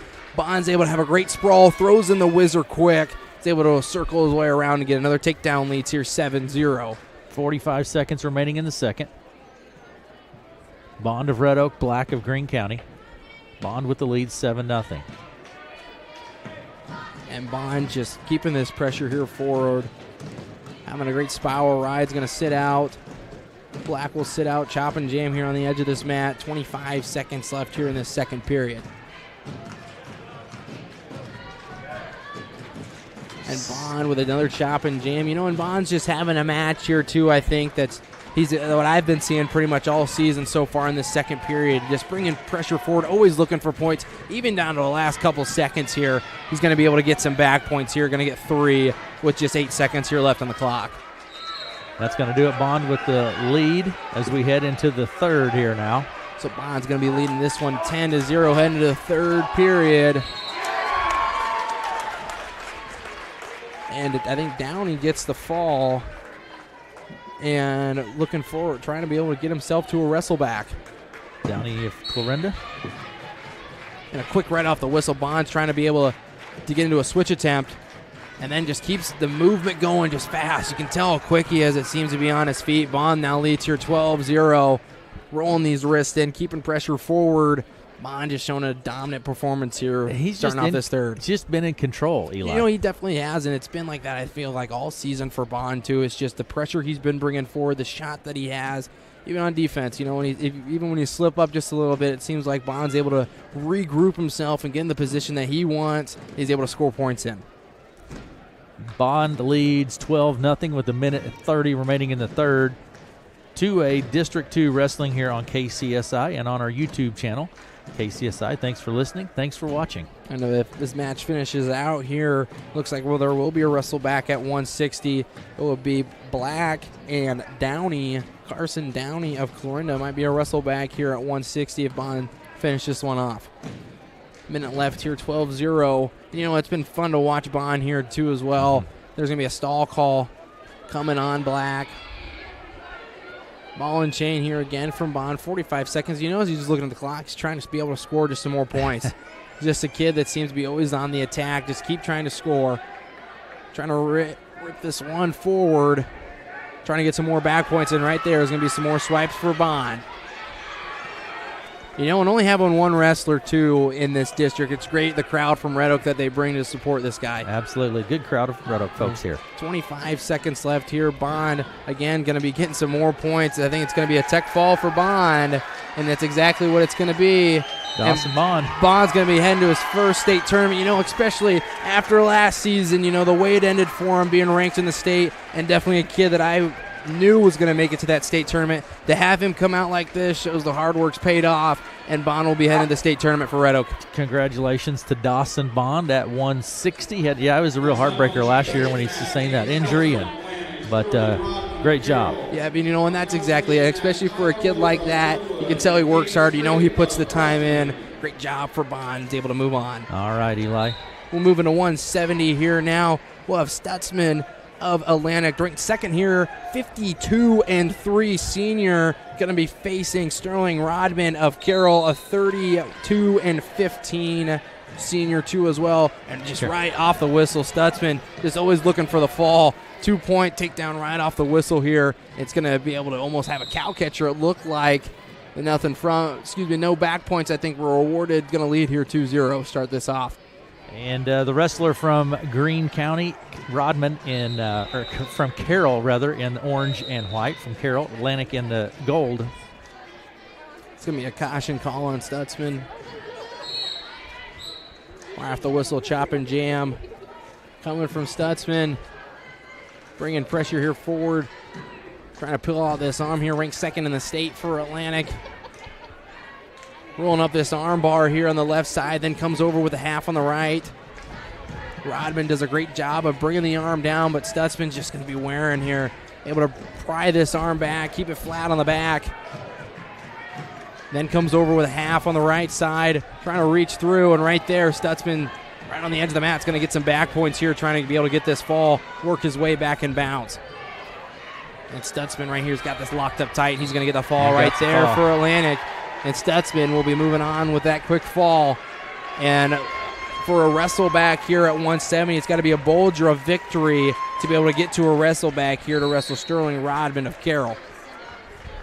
Going to take a quick break, and we'll be right back with more wrestling after this. For over 30 years, Bear Auto Center has been providing car shoppers in the Glenwood area with an impressive selection of high-quality pre-owned vehicles. We offer cars, trucks, and crossovers from a variety of manufacturers. If you're looking for a comfortable sedan, fuel-efficient, compact, versatile SUV, or capable pickup truck, Bear Auto Center should be your first stop. We also offer the financing options available to get you behind the wheel. Once you take home your vehicle from Bear Auto Center, bring it back to our service center for any of your maintenance needs. We will take care of your car and make sure you're back on the road as soon as possible. How are you, Tony? Good to see you. This is Josh with Shore Motor Company in Clarinda. We want to be your GM dealer. We have highly qualified and trained technicians ready to work on your vehicle. Anything from recalls to warranty work and beyond, we are your GM dealer. Our service department is open 6 days a week for all your service needs. We even have an express lane for those no-appointment quick oil changes. Visit our website at shoremotor.com to request an appointment or give Mike or Amanda a call at 712-542-6581. We are your GM dealer. Shore Motor Company, just south of the square in beautiful Clarinda.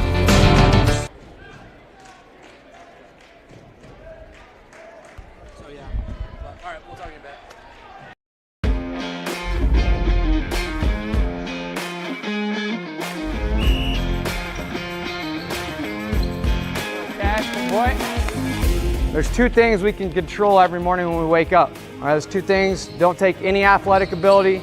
It's attitude and effort.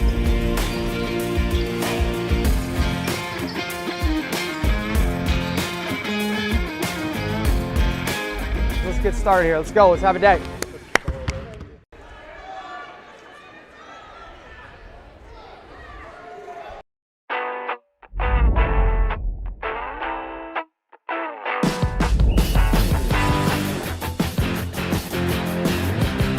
Second out, second out.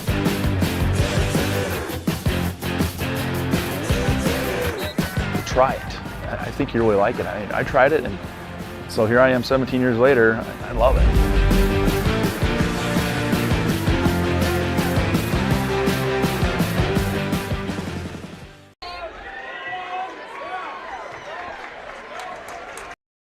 For For over 30 years, Bear Auto Center has been providing car shoppers in the Glenwood area with an impressive selection of high-quality pre-owned vehicles. We offer cars, trucks, and crossovers from a variety of manufacturers. If you're looking for a comfortable sedan, fuel-efficient compact versatile SUV, or capable pickup truck, Bear Auto Center should be your first stop. We also offer the financing options available to get you behind the wheel. Once you take home your vehicle from Bear Auto Center, bring it back to our service center for any of your maintenance needs. We'll take care of your car and make sure you're back on the road as soon as possible. Are we close here, Eli? This is Josh with Shore Motor Company in Clarinda. We want to be your GM dealer. We have highly qualified and trained technicians ready to work on your vehicle. Anything from recalls to warranty work and beyond, we are your GM dealer. Our service department is open 6 days a week for all your service needs. We even have an express lane for those no appointment quick oil changes. Visit our website at shoremotor.com to request an appointment or give Mike or Amanda a call at 712-542-6581. We are your GM dealer. Shore Motor Company, just south of the square in beautiful Clarinda.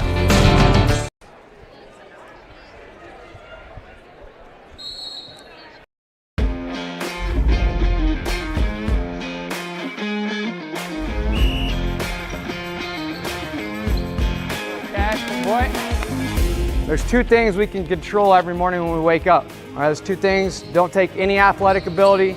It's attitude and effort.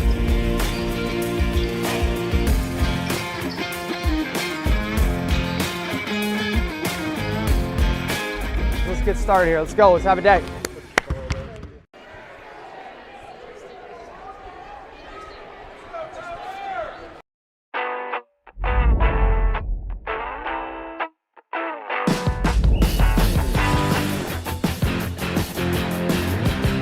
Second down, second down.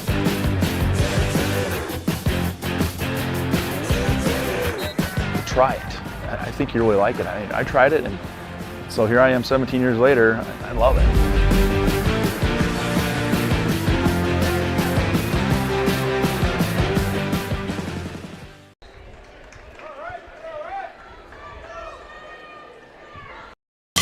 For over 30 years, Bear Auto Center has been providing car shoppers in the Glenwood area with an impressive selection of high-quality pre-owned vehicles. We offer cars, trucks, and crossovers from a variety of manufacturers. If you're looking for a comfortable sedan, fuel-efficient compact versatile SUV, or capable pickup truck, Bear Auto Center should be your first stop. We also offer the financing options available to get you behind the wheel. Once you take home your vehicle from Bear Auto Center, bring it back to our service center for any of your maintenance needs. We'll take care of your car and make sure you're back on the road as soon as possible. Momentary pause in the action, and when we get back, we will move up to one. This is Josh with Shore Motor Company in Clarinda. We want to be your GM dealer. We have highly qualified and trained technicians ready to work on your vehicle. Anything from recalls to warranty work and beyond, we are your GM dealer. Our service department is open 6 days a week for all your service needs. We even have an express lane for those no appointment quick oil changes. Visit our website at shoremotor.com to request an appointment or give Mike or Amanda a call at 712-542-6581. We are your GM dealer. Shore Motor Company, just south of the square in beautiful Clarinda. 2, Eli.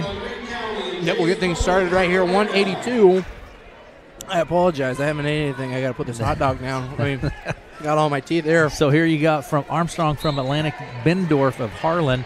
Harlan in the gray and red and black for this evening, and the Atlantic in the gold-colored. And Bendorf here at 182 has been a wrestler from Harlan. It seems to have been dominant. It seems like all year long.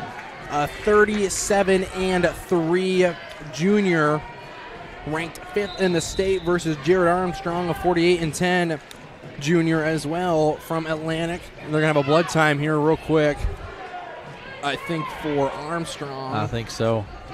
Yeah, wrestling 182, again, Armstrong of Atlantic. And you have Bendorf of Harlan.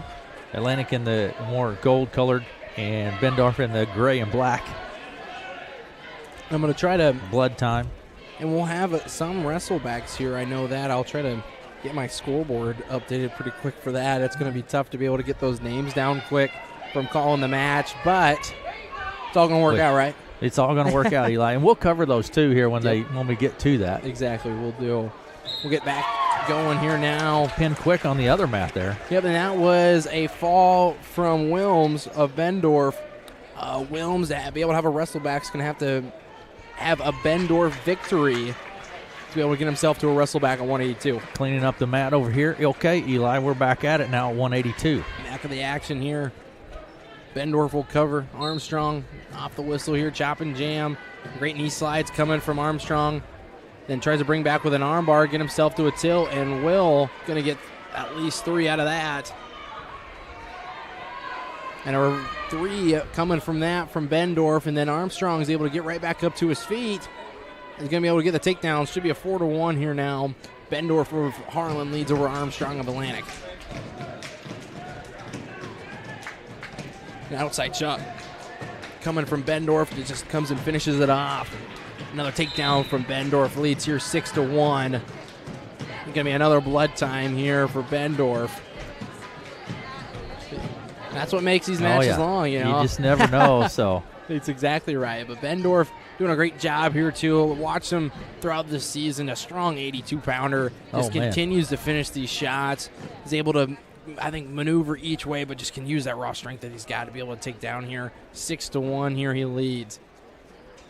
Just trying to clean off this blood here now. Maybe I need to get back into my hot dog. Trying to get back.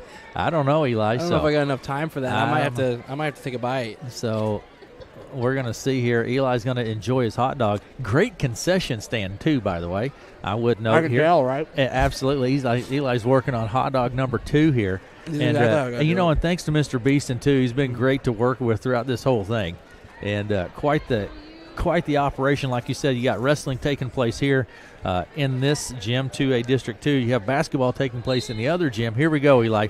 We're back at it at 182. Armstrong of Atlantic wearing the gold-colored, and Bendorf of Harlan wearing the black and gray and red. And Bendorf has a great job here with his armbar tilt, too, as well. He's going to get 2 more swipes, I'm pretty sure, out of this. Now trying to find his way on top and maybe finish this one off, but Armstrong keeps the elbows down, keeps the elbows in. Still a 6-1 lead here. Maybe a double chicken wing almost here. I'd go for a double. Do you think they have those in the? I don't know. that might be a bar and grill type of thing. The double chicken wing. Yeah. But here comes Bendorf running a half on the left side. Excuse me, half on the right side. Armbar here on the right, trying to drive this in forward. And it's going to take Armstrong straight to his back. Armstrong's able to break out of it, but going to be close. 4 seconds left here. I don't think he's going to be able to get the fall in time. That's going to round it out for the first period. 6-1, Bendorf of Harlan with the lead over Armstrong of Atlantic. And now a 9-1 lead here for Bendorf. You can just see how strong he is, bringing that pressure in forward. Yes, very stout. He's stout. Bendorf will have the choice. Excuse me, it was Armstrong. Armstrong deferred. Bendorf has the choice. We'll choose bottom. Tripods up to his feet, 9-1. Bear claw ride coming from Armstrong. Bringing pressure in forward now. Bendorf trying to work his way up to his feet. 9-1 lead here for Bendorf, 5th ranked out of Harlan. The junior, 37-3 on the year. And again, right there, Bendorf's able to work his way up to get out to his feet, stands up, able to break the hands on the hand fighting. He's going to get the escape. Now leads here 10-1 over Armstrong.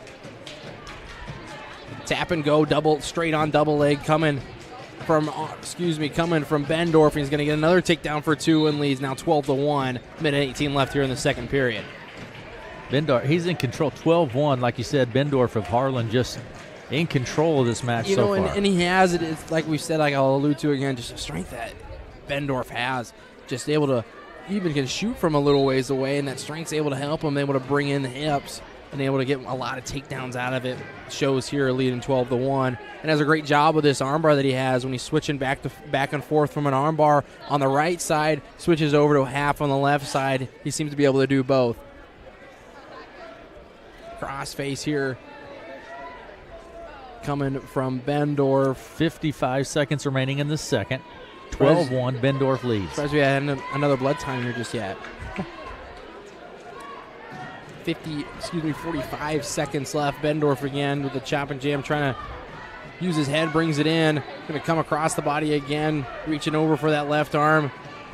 And again, here comes this armbar tilt, but Bendorf kind of gets himself in a tough situation, then just reaches and grabs over for the head. Only going to get 1 swipe out of it. And it's still going to lead here 12-1, but Armstrong hanging on to this arm tight of Bendorf that he has drooped over his body over on the front. But Bendorf staying behind the hips. Not letting anything happen. There's going to be a stall call on Armstrong. 10 seconds remaining in the second. 12-1. Bendorf leads of Harlan. And just a first stall call warning of the match. And that's going to be it here for the second. Bendorf just, he caught himself in a little position he really didn't need to be in, but ends up staying calm, is able to work his way out of it, and they're going to go neutral here going to start of this third. 12-1. Bendorf of Harlan with the lead over Armstrong of Atlantic. Harlan in the black and gray, Atlantic in the gold. Trying to reset this clock. Discussion here. Is that what it's over, Eli? Yep, just going to set this clock here, and here we go. Going in now to the third period. Starting off 12-1, Bendorf leads. And Armstrong chose neutral. He's got to be able to go upper body, get some sort of takedowns here, but you can see the strength here of Bendorf, just able to go with the overs and pressure in forward. But if you're going to be backing up, that stall call is going to be coming, even though with a 12-1 lead. Inside collar tie on the right side, sweeps down for a low ankle. Bendorf does. And just an elbow off from Armstrong. And then a deep, from a distance, tries to be able to shoot a fireman's carry, and they're going to go out of bounds. Like I said, I think the stall call's going to be coming here soon on Bendorf. Yes, 12-1 lead, but Armstrong is bringing a lot of pressure in forward. He's got to be able to make something happen. It's got to be quick. So with a collar tie on the right side here, earlier Armstrong had a little elbow off. Still bringing a lot of pressure forward. Bendorf been kind of shooting from a distance away, and there's the stall call going to be coming on Bendorf. That's his first here in this third period. A minute left, 12-1. Underhooked here on the left side of Bendorf, and got to be careful here. It could get dinged here pretty quick with another stall call if we're just going to be able to just have to keep backing up. Armstrong's got to be able to get a shot attempt, though, and there's a straight-on double right when I say it, coming from Bendorf, trying to close this match out, swimming for the head for the half, going to take down for two, now leads 14-1. If we get some back points here, it's going to be over. 45 seconds remaining in the third. Bendorf of Harlan with the lead, commanding lead, 14-1. Bendorf doing a great job of just pressure here forward. Now, in a 14-1 match, too, especially a lot of points here, a lot of back points, a lot of takedowns. And there probably is now with 23 seconds left. We can say that there's going to be a wrestle back here at 182. And I was telling you beforehand, Aaron, I really thought there was going to be a lot of wrestle backs today coming from these two sectionals into this district. I figured there'd be a lot of wrestle backs, and I think we're going to have at least 5 or 6 here so far. Armstrong gets right up to his feet. He's able to get an escape here right towards the end. Keeps trying to bring the pressure in forward for Bendorf, and nothing comes out of it. And Bendorf's going to be going to state here for Harlan, the 5th-rated junior. All right, very good. Bendorf gets the victory at 182. And we'll move on. Move on into 195. You know what's interesting, too? At 195, Carter hasn't wrestled in over a week in his sectional, and not having to wrestle Schwery. Didn't wrestle at all at the sectional. Oh, my bracket went out here, Aaron. Carter of Glenwood in the black and Atlantic in the gold singlet at 195. And it's Casey from Atlantic, Carter of Glenwood. Again, Atlantic in the gold and Glenwood in the black. And Carter also rated second here in the state, goes right off the bat. Able to throw him down to his back. It's just been quick for Carter. It seems like he's able to throw in these legs here, try to throw in the grapevines and finish this match off. But Casey's able to fight his way off his back. They're going to be right back up to their feet, and they're going to go neutral here. 5-0 lead here for Carter to start things off. Again, Carter, a strong 95-pounder, too, as well. Double off here coming from Casey, a 37-20 junior. Carter, a 48-2 junior, and another takedown just smooth from Carter. Leads now here 7-0. Just hanging on these hips here, bringing pressure, going to throw in both the legs, and especially when you get up to these weight classes, you really don't see that often, throwing in the legs like that. You can tell how much of an athlete Carter is, going himself with a power half here. Not trying maybe to sync up an armbar on this left side, putting his head in the armpit, pins that arm down. Maybe going to wrap up a crucifixion here, taking his time. Again, Carter just seems like he's been in control here, Eli, from the opening. You know, definitely has, and I think an impressive record shows too as well. A cradle attempt from Carter too, going for the bow and arrow cradle. Casey's able to just keep his head high, trying to break out of this grip. A knee slide coming from Casey. Carter then throwing the leg on the right side. 7-1 now. Carter with the lead. 18 seconds remaining in the first at 195. And trying to pin this arm back and trying to sink this head. And right there, Carter, that's a move you see a lot. You know, and definitely saw that move a lot of his brother back in high school, too, so I can definitely see where he's getting that from. You've seen that before. I've seen that. I've had that done on me in that wrestling room behind us plenty of times. It's not comfortable. That's going to do it for the first. Now 7-1, Carter with the lead of Glenwood over Casey from Atlantic. So Carter's going to choose bottom. Casey will cover. Right off the back here, Casey looking for a cradle. Carter keeps his head up high, tries to go inside for a JJ, and just kind of does a football tackle right there and brings Casey right back down the mat. Now leads here 9-1. I think this is where Carter is going to try to be able to get this fall. Bringing pressure again here forward, doing a great job with the riding too as well. He's able to just keep the pressure constant, keep the pressure forward. And it's going to be, I think we have a potentially dangerous call, or maybe a blood time out here, I think. We have a blood time real quick for Casey of Atlantic. He's going to try to wipe some off here. And over on the second mat, in the third place match, you have Swery of Harlan and Luther of Creston. Let's have a wrestle back here. There's going to need to be a Luther victory and a a Carter victory to be able to have that wrestle back and then switch it up vice versa there. Minute 33. We've had a lot of blood time now in both these matches, haven't we? So makes that match real long then, right? Minute 33 remaining in the second, and Carter of Glenwood leading Casey of Atlantic 9-1 now. And Carter's going to have him go neutral. Collar tie on the right side, then breaks his way out of it. Going to be looking for a shot here coming from Carter. 9-2, Carter leads over Armstrong. Collar ties just from both these guys. Standing pretty kind of straight up, and a great check by from Carter. Casey's able to get himself out of it. And a great job from Carter, able to keep the movement going. You know, he goes for the outside single, nothing out of it, then comes up, gets himself a score. Now has a half Nelson on top. And they're going to let Casey go. Excuse me. I have this set up wrong. I apologize. It's not Armstrong, it's Casey. Yeah, Casey of Atlantic. Oh, it's got me all messed up here now. Eli. I know it, Aaron. I got to 11-3, Carter with the lead with 49 seconds to go in the second. Wrestling 195. I really don't know what happened there, Aaron. I thought I had this all set up. It was that second hot dog, Eli. It was the second hot dog. That might be it. You're right. I think we're going to have maybe got a finger to the eye. Maybe Carter did. Yeah, well, I got it fixed here now, so I apologize. Have the names right now. I'm going to have to do that all the way down my list. We're almost out of it. But Carter, again, just in control of this match here. It seems like all season long. You know, he's wrestled some tough competition, too, this year as well, especially down at Bayshore with one of his losses to the #1 wrestler from from Minnesota.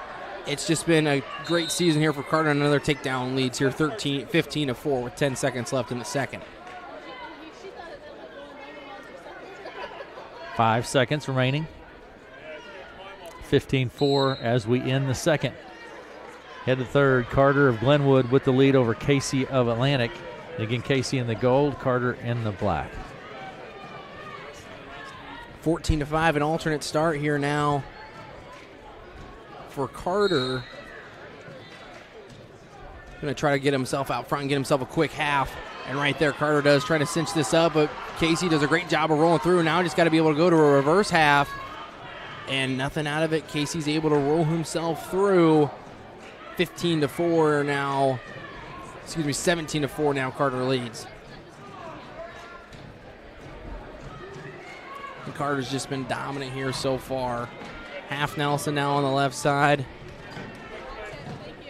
Going to stand right back up to his feet here with a tripod. trying to get himself out of balance and nothing out of it. And that's going to be on Carter, just not having a smart move, especially shoving out of bounds there on the edge of the mat. It's going to be a point reward here to Casey, now 17-5. Carter trying to look for another shot here. Minute 16 left here in this third period. Able to push off again, tap and go here. Front headlock, goes for himself for a back trip. Trying to put Casey back onto his back. Casey fights well off his back, and then another takedown for Carter. Leads 21-5, and that's going to cut it here for a tech fall. That's going to do it. Yep, tech fall for C.J. Carter of Glenwood at 195. And we'll move on right into 220 here. And I think they're looking. What do they? Let's see if that score's right. I think it is. Yeah, I think that's going to be it, and that's going to be the tech fall. Getting a thumbs up there. I think we're in good shape, Eli. I'm thinking now they have the score back to 17-5. Now they do. We've already shaked hands, I think, but that maybe just on the scores table here. Now waiting to go into 220. I think they're going to have to continue this match. I don't think it's over just yet. All right, yeah, Carter put his chin strap back on. So it looks Eli. like we're going back. A lot of discussion with the. Here we go. It's going to be 19-6. 18-6, Eli, I think is what they have on the score. 18-6, 51 seconds remaining in the third. There's another takedown coming from Carter. Carter with the lead. And that will close this one out now. And there's going to be a wrestle back again, I think at 222 as well. And Carter of Glenwood will be heading to the state tournament. All right, and we're moving on now to 220. Going on to 220. Carson, Central Decatur, and Benning of Clark of Osceola. Tegan Carson, like you said, of Central Decatur Leon, ranked second in the state. Like we said, a heavily rated district here in Class 2A and District 2. It's going to be... And Carson in the all-black. It's going to be Carson, like you said, of Central Decatur Leon, and Benning of Clark. Benning in the black and gray. And right, just collar ties from both these guys. Two tall 220-pounders here, are. too, as well. Two very tall 220-pounders. And still collar ties out of both these guys. You know, when you start to feel each other out just a little more, too, as well, when you get into these heavier weight classes. And an outside single coming. And that's going to be a takedown here for Carson. Leads here now 2-0. Getting an outside single now, 2-1. Trying to get my scoreboard all figured out. Did you get straightened up here, Eli? We're straightened up now. So Carson of Central Decatur, Benning of Clark. And again, Carson in the all black and gray is Benning of Clark. And Carson here just has an outside collar ties right now. Going for an outside single attempt. Benning does a good job of sprawling out, gets right back up to his feet. Carson, like we said, ranked second. A straight-on double coming from Carson. Gonna, again, I think probably going to cut Benning here as well. Going to be a 4-2 lead. 33 seconds left in the first. And then a great shuck-by attempt, just clean coming right there of Carson. Just has the pressure, leaned forward into him, is able to just shoulder it off, is able to break off, and able to get a takedown. And that leads here 6-3. You know, when that pressure's coming into you right there, you're able to just throw it by smooth, touch that hand on the mat. 10 seconds left here in this first. Another shot attempt here coming from Carson. Now leads here 8-3. It's just been smooth for him. Just every shot he lowers down. He's able to shoot himself in, get another takedown. 8-3 here. A lot of points scored out of Carson there in that first period. That's the end of first, and it's going to be Carson's choice, and he's going to choose neutral. Wrestling 220. Again, a collar tie on the inside here coming from Carson. Just been all Carson here so far. Great shot selection. Another great blast double just coming straight in. Going to get another takedown. Probably going to cut Benning here, I think, again, or try to go to get some back points out of this. from the referee's position. Comes out to a single leg out in front. There's a great back trip here. And is able to just let Bennings go. Now a 10-4 lead here for Carson. Another, again, just tap and go doubles here for Carson. It's just been textbook here. Gets really inside. Now going to send Bennings straight to his back to be able to get the fall. And will. And Carson will be heading on to the state tournament. Carson pretty dominant in that match, Eli. Very dominant. Just tap and go doubles. Is able to just finish it off quick. Second-rated wrestler at 220. That might be a guy you'll be seeing on Saturday night next week. And we're going to take a break here. Step away. You're listening to Wrestling here on KCSI. It's 2A District 2 Wrestling, and we'll be back after this. Ladies and gentlemen, as we head into the last few rounds of matches, we're going to have a healthy round of wrestleback, so please keep hitting up that concession stand and settle in. As wrestlers need your support here as we finish out the day.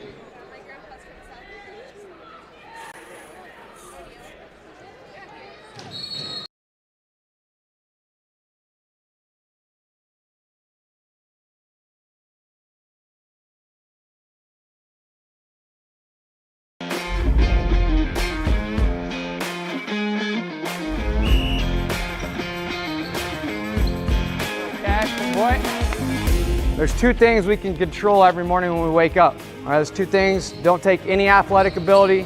It's attitude and effort.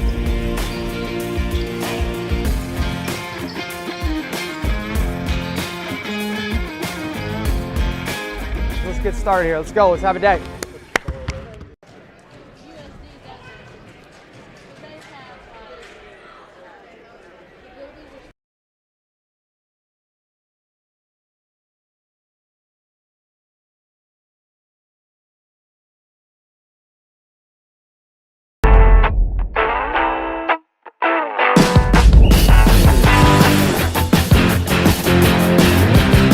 Second out, second out.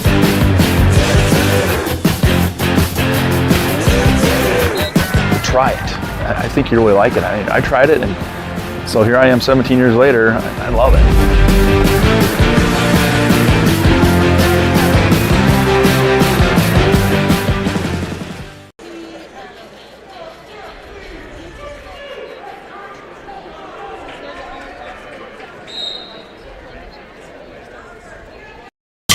For over 30 years, Bear Auto Center has been providing car shoppers in the Glenwood area with an impressive selection of high-quality pre-owned vehicles. We offer cars, trucks, and crossovers from a variety of manufacturers. If you're looking for a comfortable sedan, fuel-efficient, compact, versatile SUV, or capable pickup truck, Bear Auto Center should be your first stop. We also offer the financing options available to get you behind the wheel. Once you take home your vehicle from Bear Auto Center, bring it back to our service center for any of your maintenance needs. We will take care of your car and make sure you're back on the road as soon as possible.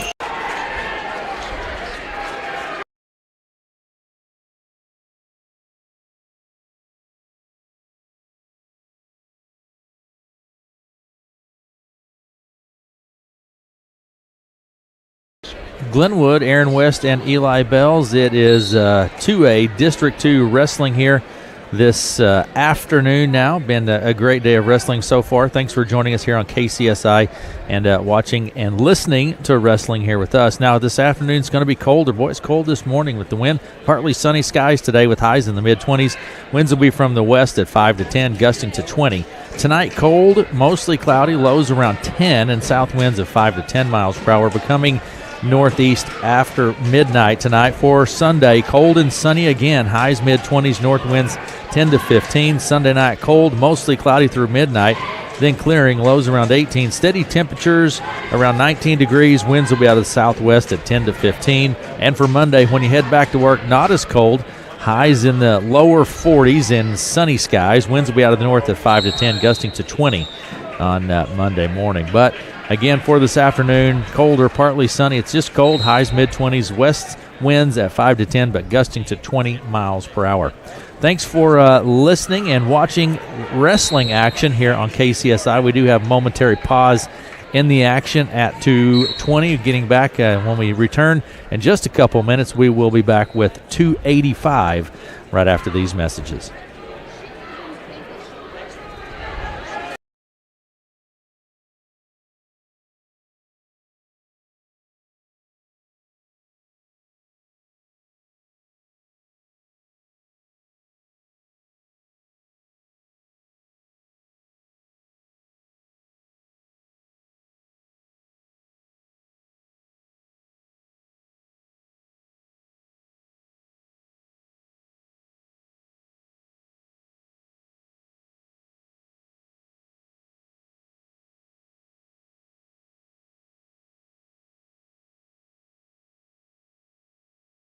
Welcome back to Red Oak. Aaron West and Eli Bells at 285. We have Green of Clarinda and Fuller of Creston. Eli? Yep, and we'll be here at 285, like you just said here, Aaron.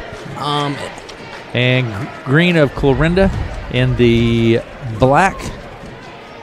Green ranked 5th. And, yeah. Green ranked 5th here in Class 2A. You know, and my inside, I hope, is right. I got a couple of Clarinda people that I have in class down at Northwest. Uh-oh, this is inside information. I think this is only second year of wrestling. Wow. I think that's true with them being ranked here 5th in the state. South Dakota State football commit, too, as well. I think right off the bat here, trying to be able to get a fall here at heavyweight. It's a strong kid, too, as well. At 285, we'll lead here 5-0.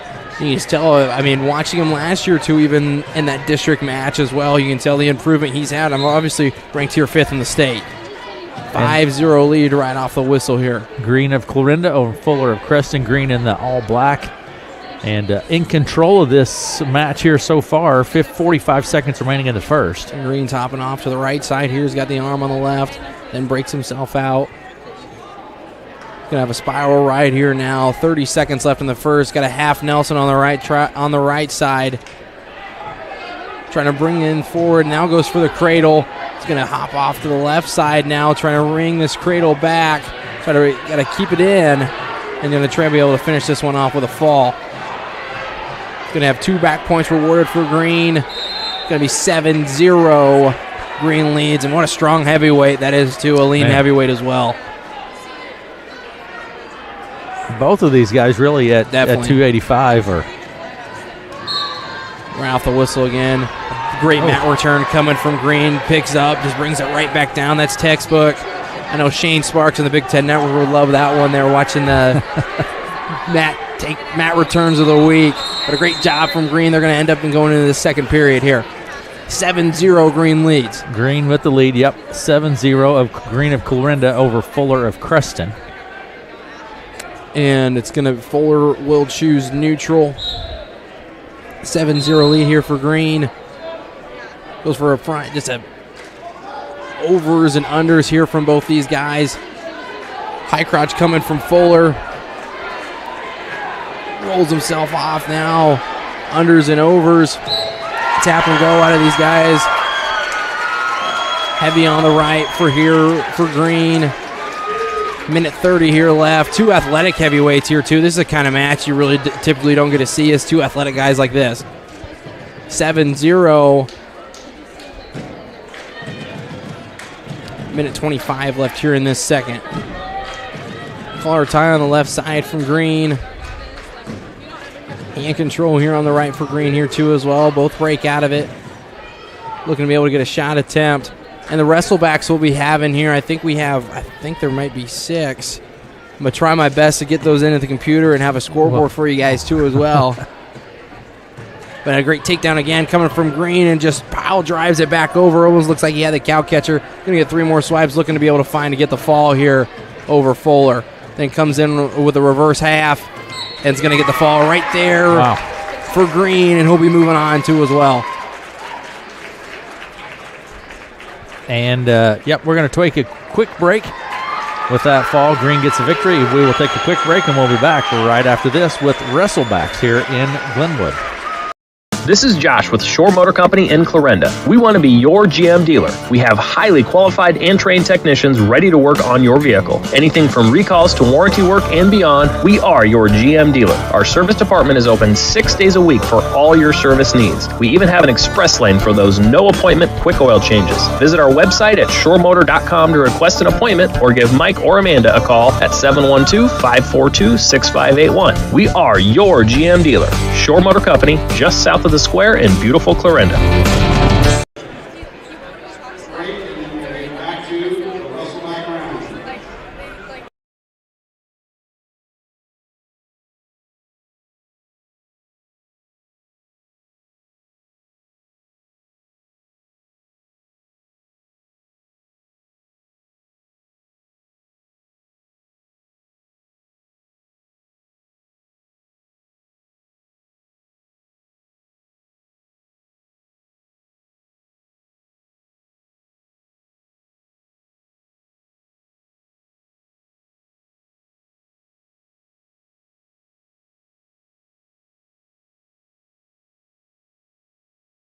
Oh, shoot.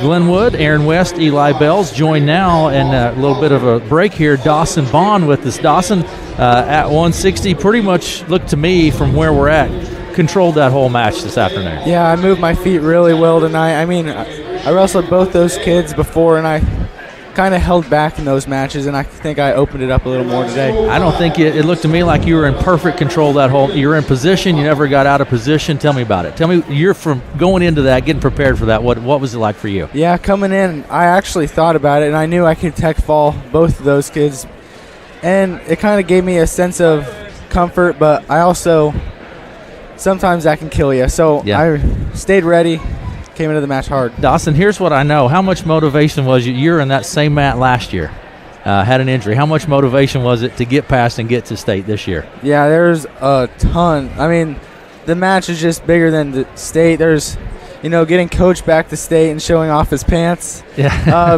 Bringing some of those younger guys up and getting them that experience. And God gives me these opportunities, and it's nice to take advantage of them. Here's what I know, Dawson, too. This is something, when you're out on the mat, it looks like you're in total control, but you put a lot of time into it, Dawson. Tell me, off-season, there's no off-season, right? You're always in the weight room. You're always working. Tell me about the preparation to get to where you're at right now. Yeah, there's a lot of early mornings. Coach gets us all involved in the summer, which is nice. So kind of that freestyle Greco background helps with this as well, and it's a grind in practice. We practice really hard. Well, congratulations to you. It shows out on the mat, too. Thank you. Look forward to following you through the state, huh? Yeah. Looking forward to it? I look forward to it. Very good. Congratulations, Dawson. Thank you. Dawson Bond advancing on the state for the Red Oak Tigers. And now I think we're going to have the opportunity and pleasure to get to visit with head coach of the Red Oak Tigers, Tegan Podliska. We'll have him get his headset on. Coach Dawson looked great out there. Absolutely. This afternoon, didn't he? Absolutely. And I told Dawson what I was telling him there at the end. It looks like Dawson's in control.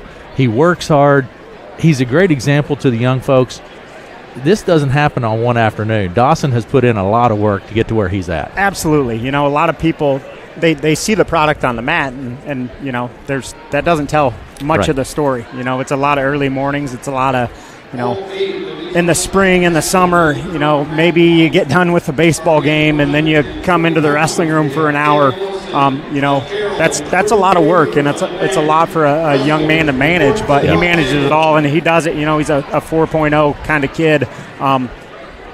But to have that level of success, that's usually what it takes. You can't just be really good at one thing. It's a lot easier when you just take everything seriously and you're really good at everything. Yeah, and Dawson is a hard worker. I think maybe I'm overstressed that, but I know had the opportunity in football season. Mm-hmm. And a game, Dawson was not happy with how they performed on the football field, and he tells you, I was not happy with how we performed on the football field. He's hard, he's hard on his teammates because he wants them to get better, and the same way a coach is, sometimes you have conversations with an athlete, and sometimes people might get a little huffy about what you say or whatever, but it's a genuine level of care. The more ability, the more potential you have, the more coachable, the more coaching you're going to get. and the more coachable you are, the better you're going to be. And he takes all those lessons. He's constantly learning, constantly evolving. Watching him on top today, he's just finding more ways to score. He gets to certain positions. He's got his cross wrist stuff that he's always been good at, but he's just finding different ways, step through Turks and getting claws and all sorts of things. Just getting gritty and finding a way. Coming into the tournament, it was about putting points on the board and leaving nothing to chance. If you're going to wrestle a match and you're going to get one takedown, then it's probably going to be a 1-point match. And if it's a 1-point match, that means it can turn quickly. Yeah. That means somebody sneaks a takedown on you at the end, and all of a sudden you're on the wrong end. When you're up 13, there's not really many things that can happen. Yeah. In his first match, that kid's down 12, and he had to try to throw us. Well, we wrestle freestyle and Greco all off season, so awesome, try to throw us. So he puts him on his back and pins him, and he kind of shook his head. He's laughing because the kid's trying to pin him, but that kid had to try something. Commend him, kudos to him. He's trying to find a way, but he had to, because we're up 13 points. You can't just get a takedown and beat us. But that's all that hard work, all that off-season work. That's where that shines. Absolutely. He in that last match, he's up 13, and there's 30 seconds left, and a lot of people would have just chilled on the hips, and we're like, no, go put him away. Go get another point. He scored 19.5 points. The max he could have scored was 20 with 2 pins, but not only did he pin a kid and tech fall a kid, he had the kid tech before he pinned him in his first match. He scored 32, 33 match points and got a fall. That's pretty darn good. That's about as good as you can do. Tell me about next weekend. Next weekend, man, it's sneaking up. We'll start wrestling on Thursday. We weigh in at 7, start wrestling at 9. So we'll go up Wednesday night. We might head up to maybe Underwood or something on Monday. We might do a joint practice. That's going to kind of depend on how we're feeling. We don't necessarily have to do that, but we've kind of done that the last couple of weeks, and it just gives us some new workout partners, a different feel. Yep. And anytime, and we like to take our whole team there, because we only get like 50 practices a year, and some people are like, well, you only got one qualifier, why is everybody still practicing? Because I'm not doing my job if for 2 weeks I'm just going to have one kid practice. You're insane. We're building for the future. We got a bunch of freshmen, sophomores. We got one senior, and I love Chase, and he's done a great job for us, and he's kept practicing. He was Dawson's workout partner the last few days. But we're excited for the future. We're building for the future right now. Now is important. Now is important. It's important, but it is also important for that future, for see those younger kids seeing that success. So. And you mimic the people who have those results. Yeah. When you see him, at our morning run, everybody's running, and some people make the choice, I want to do some stance and motion, and stance and motion isn't comfortable. And every time Dawson Bond's one of those people who wants stance and motion, and some of the guys start joining him. Because when you do the things and you have the success, people want to mimic that. Yeah, that's exactly right. Head coach of the Red Oak Tigers, Tegan Podliska. Coach Podliska, congratulations. You'll be seeing Eli around next weekend as well. So I'll be there. Absolutely. Congratulations, Coach. Appreciate it. Thanks for coming up and talking to me. Thank you. Head coach of the Red Oak Tigers, Tegan Podliska, with us as well. All right, Eli, what do we have going on here on these wrestlebacks? We're going to be here at 120, at 1. Yeah, I think we are at 120, aren't we? I'm trying to scramble here. Yes, we're at 120 of Lincoln, we have Nelson of Kale, Nelson of Carroll, and Cruz Weaver of Atlantic. 7-0 start here, 10-0 start here for Nelson now. I apologize. I'm going to try to get this scoreboard covered. Got Nelson of Carroll and Weaver of Atlantic. I'll try to get this scoreboard going the best that I can. We'll see if I can get these names right and match Carroll with the quick. Nelson with the lead. And we have a blood timeout in the orange and white. And so far we'll look at our team results here so far. At 113 points, you have Atlantic in second place. Carroll with 69 in third. Greene County with 65.5. Creston in fourth with 65. Glenwood in fifth with 64.5. Clarinda in sixth with 62. Harlan in seventh with 37. Central Decatur in eighth with 20. Red Oak in ninth with 19.5. Clark, Osceola Murray is in 10th at 14. Southwest Iowa is 11th with 12. And Shenandoah with 10 points on the board. And at the end of this here, too, I'll be able to get you the state qualifiers from the teams and everywhere. I'll make sure we'll be able to mark that up once we have these wrestlebacks done. And we'll get a good summary at the end of this to kind of wrap this up. But we're in wrestlebacks. Again, Nelson of Carroll and Weaver of Atlantic. Orange and white is the Nelson of Carroll. And Nelson's doing a great job here, especially you can just tell having this 10-0 lead going into the second. It's bringing pressure here forward, is grabbing arms, rolling in wrist. And right here now we're going to have Weaver take neutral.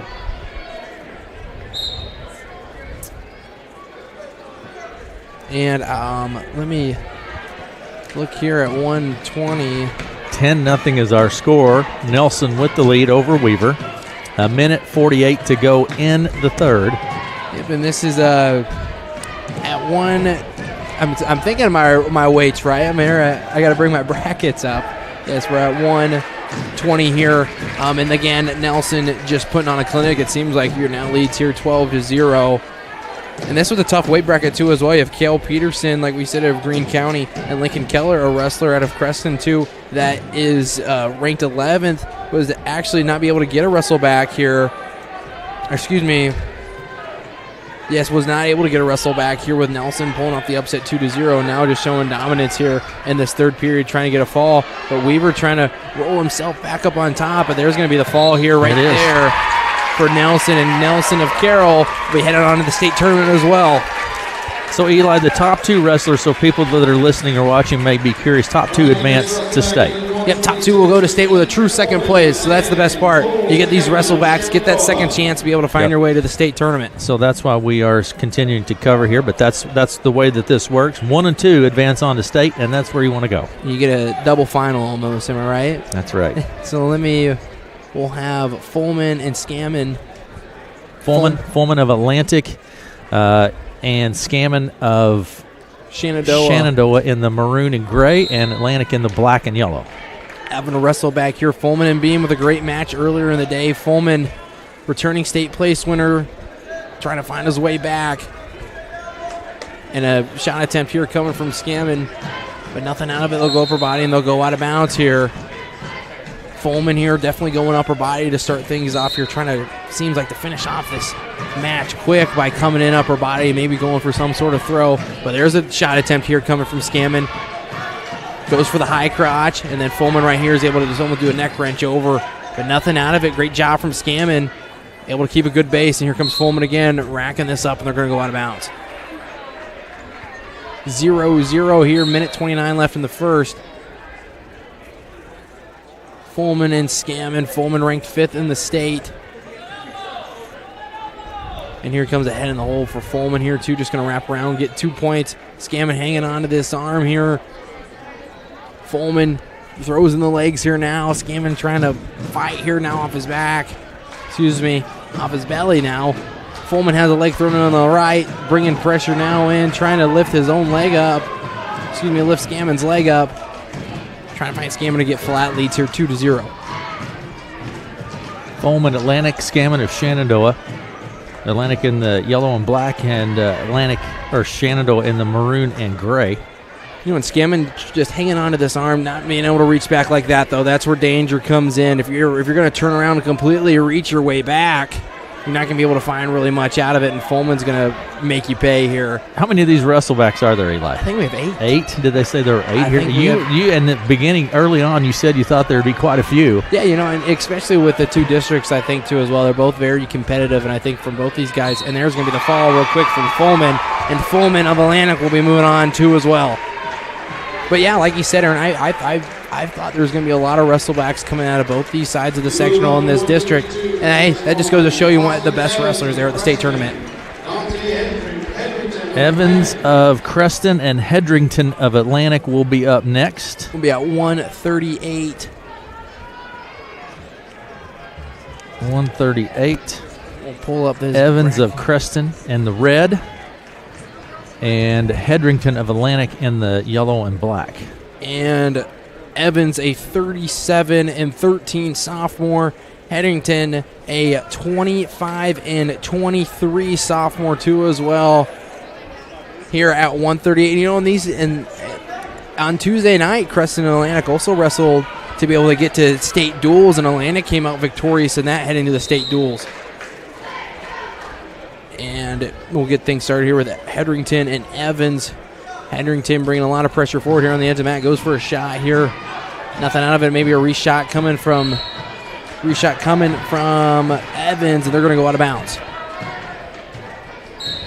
1:48 just starting off this first, and a straight-on double coming in from Evans. Goes for a little back trip and is able to get the takedown for 2. Now leads here 2-0. Evans of Creston over Hedrington of Atlantic. And they're going to go out of bounds here.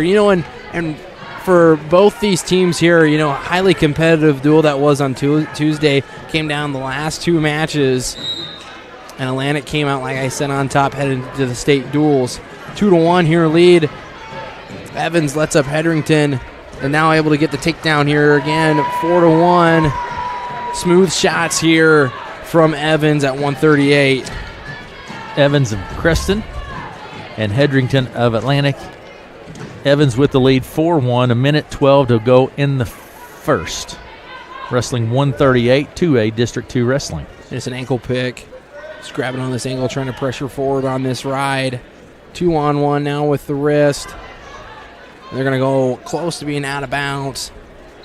And they'll go back to center circle. 55 seconds remaining in the first. Championship matches have taken place. Yep, and we're having wrestlebacks now. Having those backside finals now here to be able to get a berth to state. Been some exciting matches here today, and some of the best ones come down to the end here. Shot from Hedrington, and then a cow catcher throw over coming from Evans, and nothing out of it. A roll through from Hedrington. Still 4-2 here. Maybe a sucker drag. Little low on the arm, though, to be able to have that sucker drag. It doesn't work out, and they're going to go out of bounds. 4-2, Evans leads. Collar ties from both these guys. Collar tie with the left hand on the right for Hedrington. Unders and overs for both these guys. Underhooks here for Evans, overs for Hedrington. A little bull rush here. Great job from Evans. Kept low as Hedrington was standing up to his feet, able to pick on that ankle. Just rolled over. Is able to get another takedown for 2 after this first period. 6-2 lead after the first here. Evans of Crescent leads over Hedrington of Atlantic. That's going to end it. And 6-2, like Eli said, Evans with the lead. Evans will defer. And Hedrington will choose neutral. Outside sweep shot here coming from from Evans. It's going to try to wrap around to this ankle here. But Hedrington trying to stay on, hold on tight, but just got to be able to cinch this arm out. He'll be able to get the 2 points, be able to get his head clear, the higher head here. And now going to be close, Evan 2, and it's going to be for Evans. Now leads here 8-2 in control, has this leg, and now back points being awarded here. But here comes Hedrington, finds his way on a reversal, back on top. Is going to get 2 for a reversal. Now 8-4, and now has Hedrington has Evans close to being stuck onto his back. Trying to get a turnover here, but Evans does a great job of having his arm, presses it in back forward, create that separation to be able to roll yourself through. And a cradle's locked up here on the edge of the mat here. 10-4 lead for Evans. Trying to assume a suicide cradle here, rolling through. Now he's got it locked up onto the side. He's got to bring this knee in and take it straight back. And nothing comes from it. A great job from Evans. Keeps the high head. Great neck strength right there. Brings the head up high. Is able to break off the grip. Going to get the reversal. Now leads 12-4 after getting out of a situation like that. 12-4. Eli said Evans of Creston and Hedrington of Atlantic. Creston in the red. And rolling in the wrist on the right side is going to be a stall call on Hedrington. 28 seconds left. Now pins this arm on his back, trying to scoop up the head. 2-on-1 with the arm. And they're going to go out of bounds here. In the second period, 12-4, and Hedrington had a chance right there too as well. Mm-hmm. Once he's able to break, he didn't just have a tight enough grip on that cradle too, especially after he hops sides. Takes a little bit out of you too, especially coming from a suicide cradle, then going over onto the other side, trying to bring it straight back on a near side. And then Evans does a great job of getting himself out of it. And it's going to be 5 seconds left here. Evans with this lead, just kind of a spiral right out, leads here 12-4. That's going to do it for the second. 12-4 with is the score. Evans of Creston with the lead over Hetherington from Atlantic. Heading into the third. Evans here will cover. Hetherington will choose bottom. Chop and jam here from Evans. And going with a crotch lift here from Evans too as well. Hetherington hanging on to this front arm of Evans. And now it works out for him and ends up having the cradle. He's able to lock himself up, has it up, locked in pretty tight. Hetherington trying to fight his way out, and he'll roll himself back. Just keeps rocking back and forth, and that's going to be 3 here for Evans. Now leads here 15-4. Minute 30 left. It's been all Evans here too. Hetherington, like we said, had a little bit of life too to try to be able to come out on top of this match. But Evans, like we said, stays calm. He's able to stay cool and collected and controlling this match here, leading 15-4 with a minute 14 left. Cross face here, down to a tight waist, now down to an ankle. Hetherington trying everything he can to be able to get onto this match. Pulling out an arm on the right side. The minute remaining in the third. 15-4 is our score. Evans with the lead. Evans again, just seems to have been dominant here in this match. Hops over on the other side. Just right on these hips, but going back and forth. Another stall call maybe coming here in a little bit for Hetherington. Ball and chain. It looks like for Evans. It's going to try to maybe stack him up. Stack up Hetherington. Nothing out of it. Still just a great match here coming from Evans. Just clean shots. Gets in a bad situation. Finds his way out of it. And looks like he's going to come up victorious here in a 15-4. And Creston's going to send another Panther to state. Yep, 14 seconds remaining. And certainly appears that Evans is going to advance on to state. And we'll be moving on here to 152. And again, another Atlantic Creston match. Definitely familiar with these guys just from a couple nights ago. Some matches here. You have Hayes of Creston and South of Atlantic. That's going to be our next match here at 152 and our next wrestleback. All right, our next wrestleback will be Brian South of Atlantic. South of Atlantic, and like Eli said, South of Atlantic, Hayes of Creston. Atlantic in the black and yellow, Creston in the red. At 152 now here in Glenwood this evening, 2A District 2 Wrestling. And South, and like you said, South of Atlantic, Hayes of Creston. Here in these wrestlebacks, it's big right here. This is where you're obviously, like we said, sending on next to the state tournament here and kind of this backside finals you call for this true second. Hayes and South, I'm sure, are very familiar with each other too as well, being in the same conference and just wrestling probably just a couple nights ago. 2-on-1 here for South. Trying to break off this grip here, Hayes is. Having a 2-on-1, nothing out of it here. Still going to be still at the center on the right side of this match. Long shot attempt here coming from South. Nothing from it. Going to have to circle back to center here. Minute 17 just starting off in this first period. Underhook here on the left side for Hayes. 2-on-1 for South. One shot attempt here.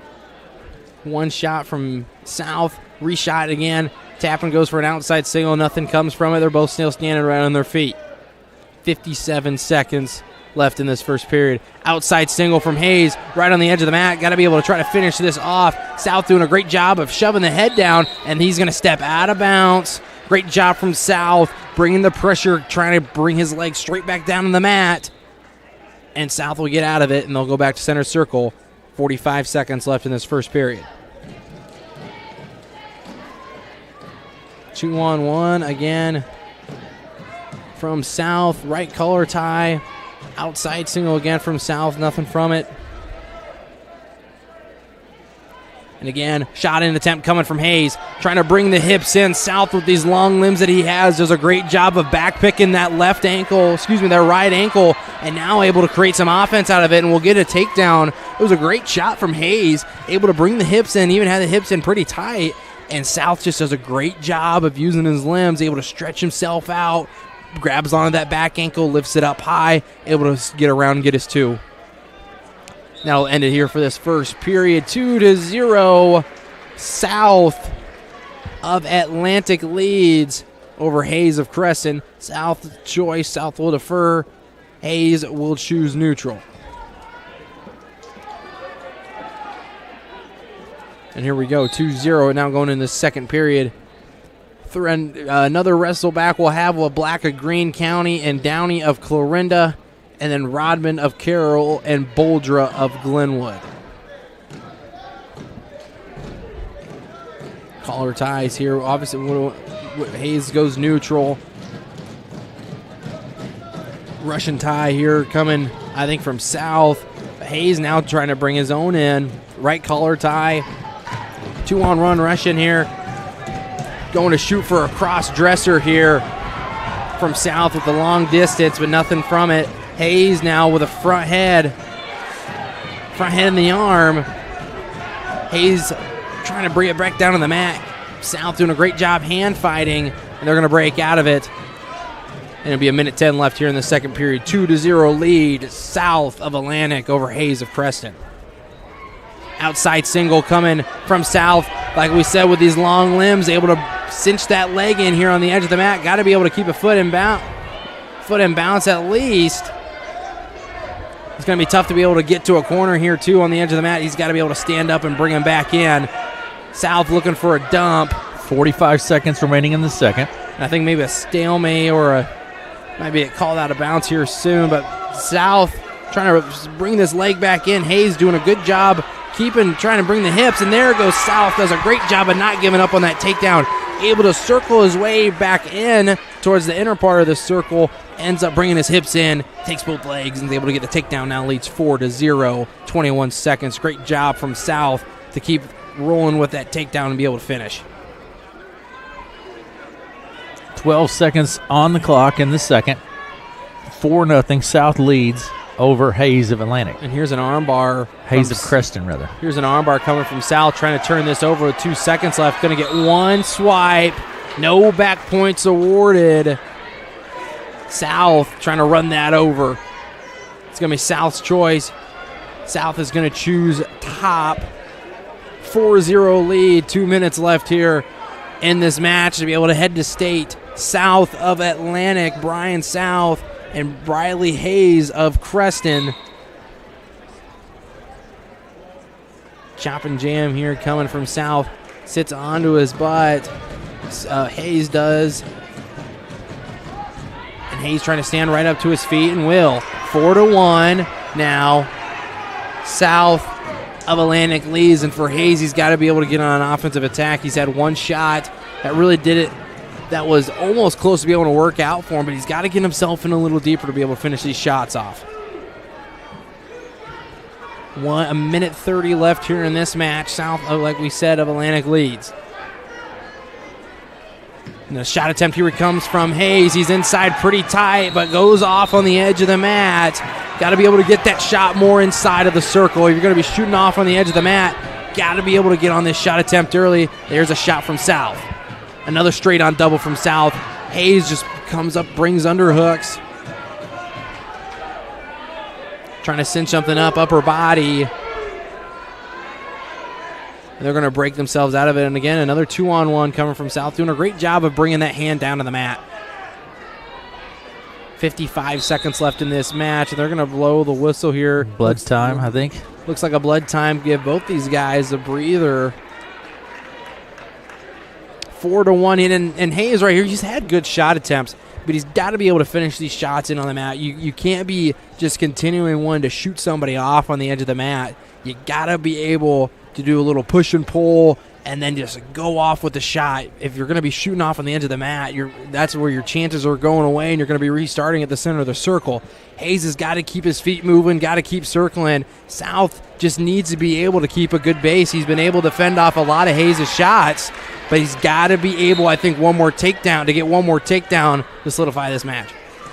4-1 is our score. 48 seconds remaining, and South of Atlantic with the lead, 4-1 over Hayes of Creston. And again, just these 2-on-1s coming from both these guys. And here comes Hayes South with the long limbs that he has, just hangs on to the arm, goes in to the leg, and gets the takedown that he needed, especially 30 seconds left here. Great job from South to be able to finish that shot, and that was well done from South, and brings him back onto the mat. 6-1 is our score, 15 seconds remaining. And all South has to do is just pin on this arm, just keep this arm pinned. With only 11 seconds left here on the edge of the mat. South of Atlantic will be headed on to the state tournament too as well. 3 seconds. And that's going to do it, Eli. And South, with a great takedown at the end, will be heading on to the state tournament. And we'll be moving on now, I think, to 160, am I right? Black from Greene County. And Downey of Clarinda. The Clarinda wrestler in all black. And the Greene County wrestler in the black and red. Black from Greene County, Downey from Clarinda. Here we go. Another match here to be able to get to state 160, like we said. Downey of Clarinda and Black of Greene County. Greene County already with 3 wrestlers into the state tournament. Shot attempt coming from Downey. Nothing comes from it yet. Still hanging on to the single leg. Black does a great job defensively here, stretching himself out. Downey not in the best spot here, but still hanging on to this leg here. Great job from Downey, just repositioning himself, gets back up to his feet, still not giving up on this shot, and there goes Black, doing a great job of just see the opportunity he had, just sucks him back underneath himself. He's able to get to and get the hook the back left ankle, black right ankle, and get the takedown. Leads here 2-0 over Downey. Crossface here coming from Black. Downey needs to be able to get his leg back, and an opportunity right here too as well. Got to be able to build back up to his feet. Just hanging on to this leg here. He's got to be able to hip heist his hips now. If Downey's able to get a hip heist in, he's going to be able to get a reversal. 45 seconds remaining in the first. 2-0. Black leads Downey. And Black gets himself a little high, but just trying to stay in a good position and crawl his way back. Downey needs to grab onto that front arm too as well. If Downey can grab onto that arm as he's reaching, he's going to be able to scoot out the back and get a takedown, a reversal here for 2.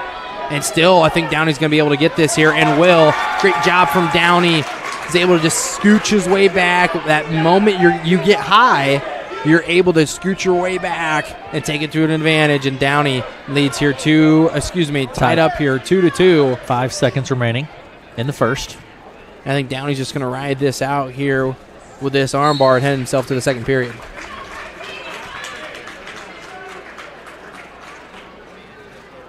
And I'd love to change my period here, but it's not going to change for me, it looks like. All right. I apologize. It's not letting me scroll up. But we want to keep the score. So heading into the second period. Tied up at 2 apiece, second period. Black from Greene County, Downey from Clarinda. Greene County in the black and red. And again, another takedown coming from Downey. Does a great job of just coming forward here. Doesn't give up on shots, you can tell from that. 4-2 here now leads.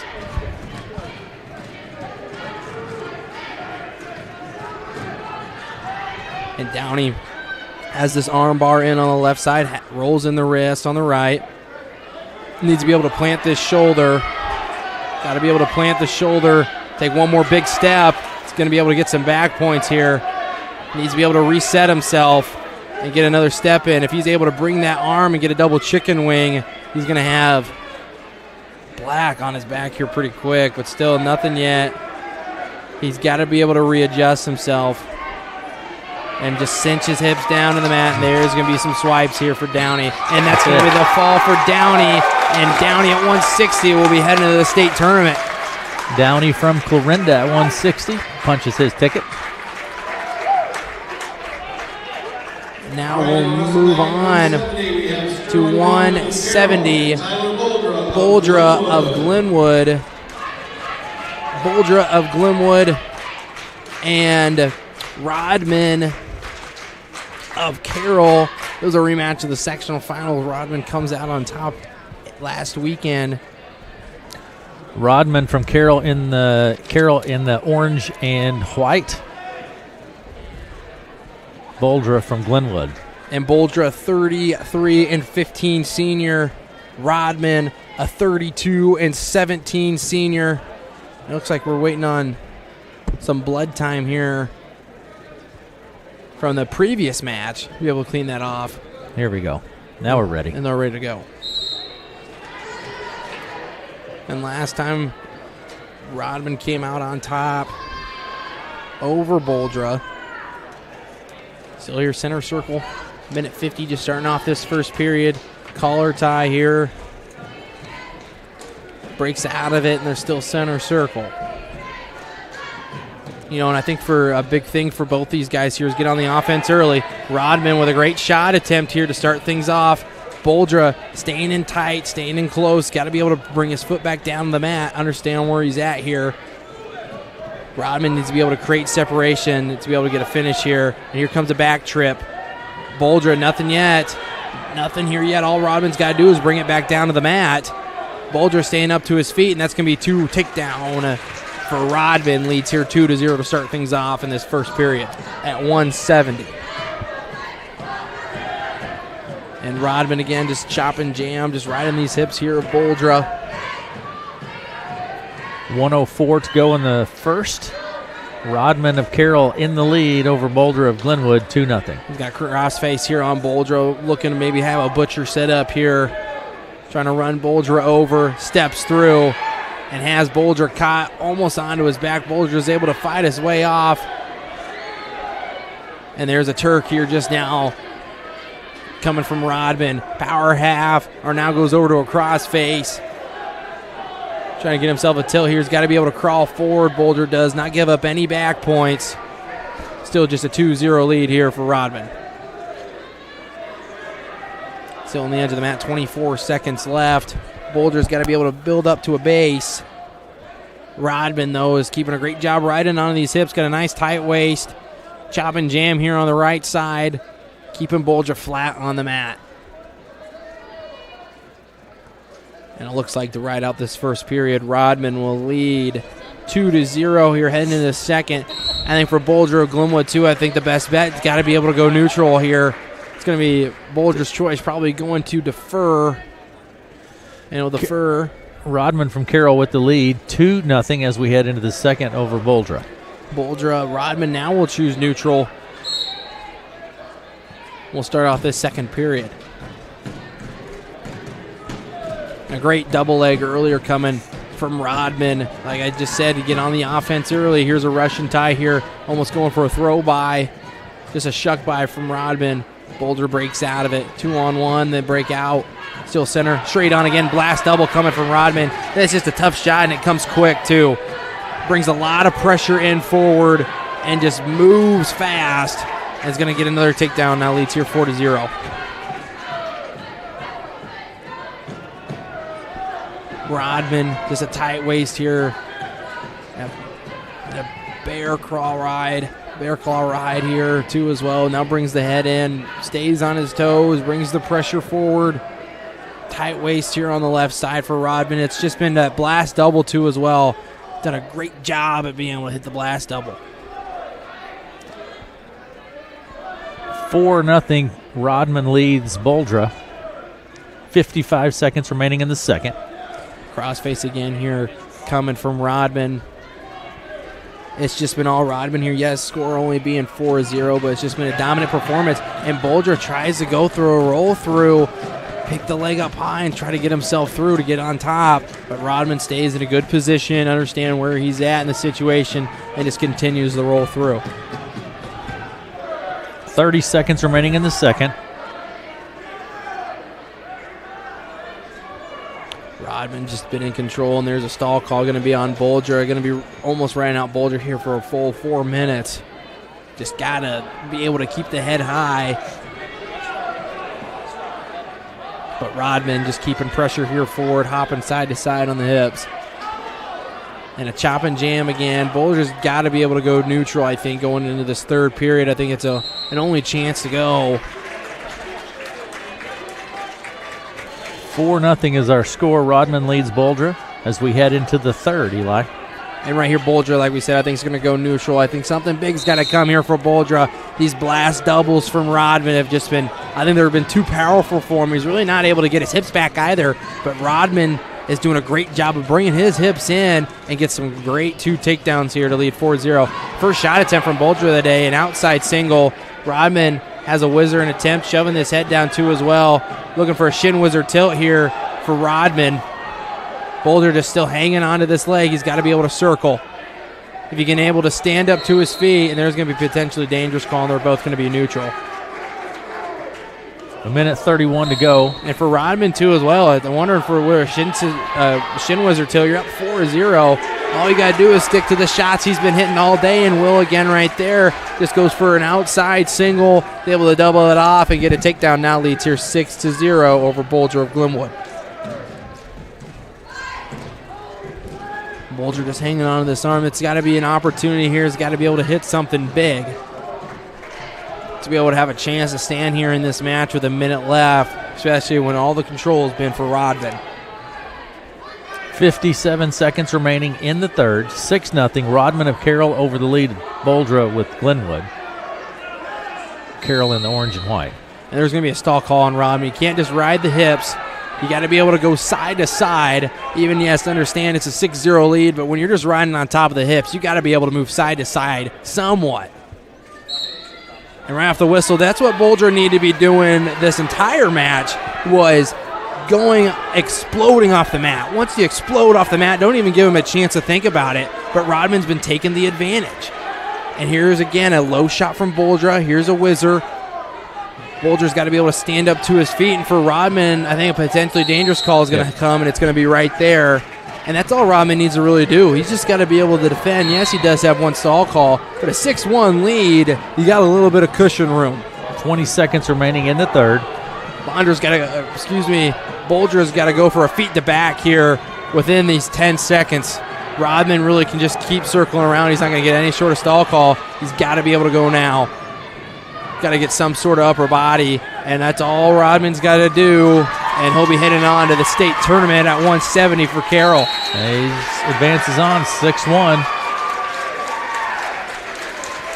And we'll head in now to our next wrestleback at 182, I believe. It's going to be Wilmus of Clarinda. And Armstrong of Atlantic. Atlantic in the black and gray. Clarinda Wilmus in the all black. At 182. And we'll get things started here. Wilmus, a 30-9 sophomore. Armstrong, a 48-12 junior. 2-on-1 here for Armstrong. Breaks their way out of it. They're still stay at center circle here. Wilmus going back and forth here, moving side to side. And they're going to go off the edge of the mat here close, so they're going to still circle. Collar tie on the right side from Armstrong. Collar tie on the left side here from Wilmus. Shot fake. A great job there from Armstrong. Does a nice little drag by, elbow off, tries to pick down to the leg. But Wilmus keeps circling, which is a great thing too as well. And there comes the zone from Wilmus. I think they're going to go close to being out on the edge of the mat, but it's been physical wrestling here in this first period from both these guys, and they're going to go out of bounds. Neither having scored yet. A minute remaining in the first. Armstrong of Atlantic, Wilmus of Clarinda. Atlantic in the black and yellow. And there's another elbow off coming from Wilmus. You know, both these guys especially, both going elbow offs and elbow offs. But got to be able to, once you hit that elbow off, bring the pressure in forward. Hit yourself that snatch single or that blast double. And right, like when we said, there goes Armstrong trying to elbow off, brings in, tries to get into a double leg. They're going to go out of bounds. 40 seconds left in this first. Inside collar tie from Armstrong. Collar tie on the right side for Wilmus. We're going to have one more wrestle back after this one with Casey of Atlantic and Luther of Creston.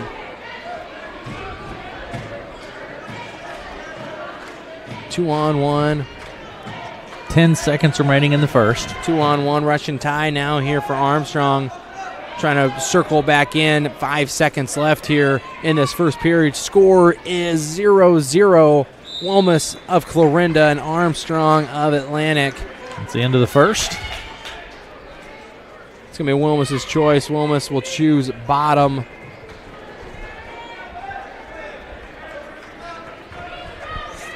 Armstrong will cover. Right off the whistle, Wilmus tries to get up to a tripod. Looks for a cradle, standing cradle here from Armstrong, trying to bring this back. Wilmus got to be able to keep the head high. Higher head's going to win in this situation for a reversal, and Wilmus ended up catching Armstrong on his back, and that's where the two is going to come, and has Armstrong stuck in here pretty tight. Just needs to bring the hips in. He's got to bring the hips in forward, and that's where you're able to cinch in the hips. And Wilmus trying to finish this off. Got to bring the hips down, keep the head high, got to put the pressure on forward. Minute 25 left, and there's going to be the fall for Wilmus at 182. Able to catch Armstrong on his back. It'll be heading to the state tournament for Clarinda. Big win there, Eli. That's a big win right there for Wilmus. Did a great job, when you have a standing cradle locked up like that and you go back down to a knee, all you got to do is lift that head high. You break up. If you don't let go of that grip, you might get caught in your back, and that's exactly what happened. Here we have Casey from Atlantic now and Luther from Creston. Creston in the red, Atlantic in the black and yellow. And this will be our last wrestle back of the evening at 195. Luther and Casey. Luther of Creston and Casey of Atlantic. And I think a stalemate call may come here pretty quick. These hips are coming really far down for Luther. Has a single leg shot for Casey. Trying to bring his hips back in and finish off this shot here right on the edge of the mat. And nothing out of it yet. Luther doing a good job of trying to break off these hands, keep Casey flat, trying to work his way around to get two, and that's going to be a stalemate, and they'll go back to center. Minute 18 remaining in the first. And collar ties for both these guys. A lot of pressure bringing in forward for each of them. Nothing comes from it here just yet. Casey Atlantic and Luther of Creston. Elbow off here. Elbow off earlier now, front head in the arm for Luther. And nothing out of it here, and now Casey, and they'll break out. Still here at the center. Elbow off, and a great job there from Casey. Does an elbow off or straight down to a single leg. Once you hit that elbow off, all you gotta do is drag that leg right back down to a single leg. But Luther does a great job of bringing the hips in. He's able to get a sprawl, and now trying with 33 seconds left to break off this grip of Casey and work his way around and get 2 points for a takedown. Trying to break off these hands here. Casey doing a great job at holding on, but Luther is able to break that grip, and now trying to wrap his way around. Casey does a great job of hanging on to this leg. Still nothing rewarded here yet. 9 seconds left in the first. Casey just trying to run over here, and nothing comes out of it, and they're going to go back into the second period. Now, well, great scramble out of both these guys here at 195. It's going to be Luther's choice. Luther will defer. Luther from Creston and Casey from Atlantic to a District 2 wrestling here on KCSI, both on air and over on our YouTube channel as well. And a single leg right here, and a whizzer coming from Luther. Still here on the edge of the mat, trying to be able to finish this one off, trying for a back trip, and still a whizzer, so nothing rewarded just yet, and they're going to go out of bounds. Great scrambling out of both these guys, too, especially. And again, both with neutral here. Casey's had a lot of shot attempts, but a great job of Luther too as well, able to bring the hips back, not let anything hang, don't give up anything too as well. Another elbow off. That's been perfect here for Armstrong. Just needs to find a way to be able to finish the shot. From the elbow off, he just slides his hand right down the back. Just grabs onto the leg and brings it up, but he's not able to finish here. He's got a great grip on the legs. He's got to be able to bring his hips in, bring the head up high off to a side, and they're going to go out of bounds. And it's been great shots from Casey, but Luther on the defensive side doing a great job of keeping the hips back, trying to break off these grips. A minute remaining in the second. Neither wrestler having scored yet. Still in a neutral position here, both these guys. Casey chose neutral, and again, there's an elbow off, but Luther did a good job bringing that leg then back. Again, another elbow off coming from Luther. Front head in the arm here for Luther. Now he's got a 2-on-1. Casey brings it down, straight down to the mat. 31 seconds. And here's an over and an underhook for Casey and Luther, but nothing from it still. It's still just a 0-0 match, 20 seconds left here in the second period. Again, Casey's having some great shot attempts with these elbow offs, but Luther is on the defensive side, really not letting anything get in on him. 7 seconds remaining in the second. They'll go out of bounds with 4 seconds remaining here in this second period. And one of these guys, one of these shots has got to be able to fall, I think, for one of these guys and be able to finish. Especially for Casey here. He's had 4 great shot attempts inside, but he's not able to circle around and finish on these shots. Luther's been on the defensive side pretty good. Casey from Atlantic, Luther from Creston headed into the third. Neither one scored as of yet. You know, this will be a great match, too, I think, coming down to the finish. Casey definitely, with Luther choosing bottom, got to be able to get to his feet here pretty quick with these long limbs of Casey. I think he's definitely going to be just throwing in these legs like he's doing right now, try to be able to create some points of his own here. Still 0-0, has the right leg thrown in. A minute 35 remaining in the third. Nothing from it here just yet, and holding on to that front arm Luther is of Casey. Got to be able to build the base back up to his feet. Needs to be able to build the base. Now trying to work his way up into a tripod, just hipping into Casey here of this leg. Casey still hanging on pretty tight. Luther doing a great job of hand fighting with the foot there, trying to bring the foot out in front like he's doing right now, trying to be able to get his hips over. Casey's doing a good job of just hanging on tight here, trying to work his way to get a stalemate, but now Casey's trying to poke his way through the back door. Just got to be able to stand up and stand through. If he's able to step through. 45 seconds remaining. And there's a 4-figure lock that should have been right there. It's closed. Once you able to touch those 2 feet, you got a 4-figure lock. And 35 seconds remaining. Still looking to score. Nothing comes out of it yet. Casey doing a great job of just staying calm and understanding where he's at and what he can't give up. But really, 20 seconds for Luther here. He just needs to drive in forward. If he can poke his head out the back door and spin around, he's going to get this reversal here, or just be able to stand up to his feet and just shake down Casey here. And nothing comes from it just yet. And there's going to be 2 for a takedown, I'm pretty sure. 3 seconds. And he's got both ankles, and they're not going to give it to him. Oh, close.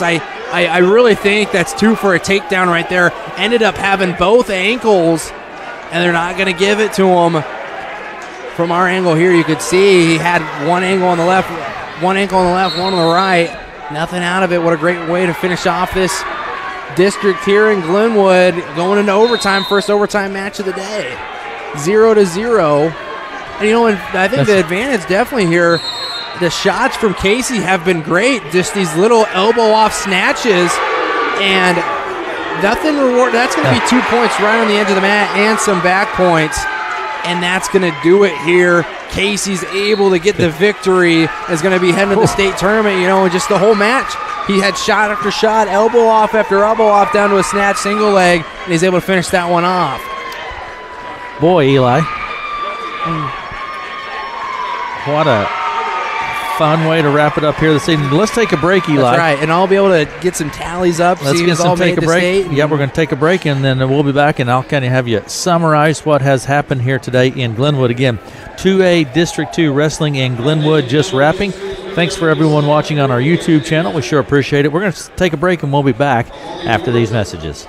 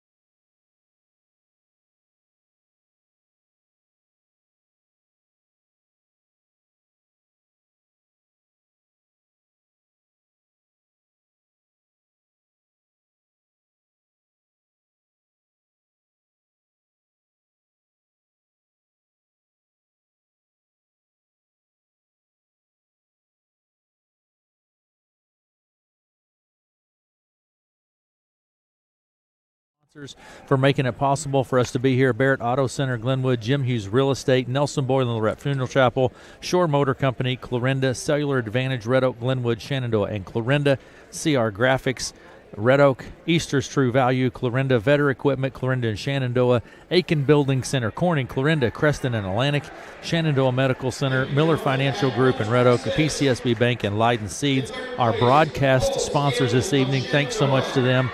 And over on the streaming side, if you've been watching on YouTube, thank you much. Barrett Auto Center, our scoreboard, our corners, Jim Hughes Real Estate, Nelson Boylan, Lorette Funeral Chapel, Short Motor Company, and Cellular Advantage, Red Oak, Clarinda, Shenandoah, and Glenwood. Thanks so much for sponsoring our wrestling this evening. And Eli, I think have a look, kind of a wrap-up, a summary of what has happened here today. Yeah, we'll wrap this up here, and we'll give you their team scores here first. Atlantic was in first with 124 points. Carroll in second with 77. Clarinda in third with 72. Creston in fourth with 69. Greene County in fifth with 65.5. Glenwood in sixth with 64.5. Seventh in Harlan with 37. Central Decatur in eighth with 20.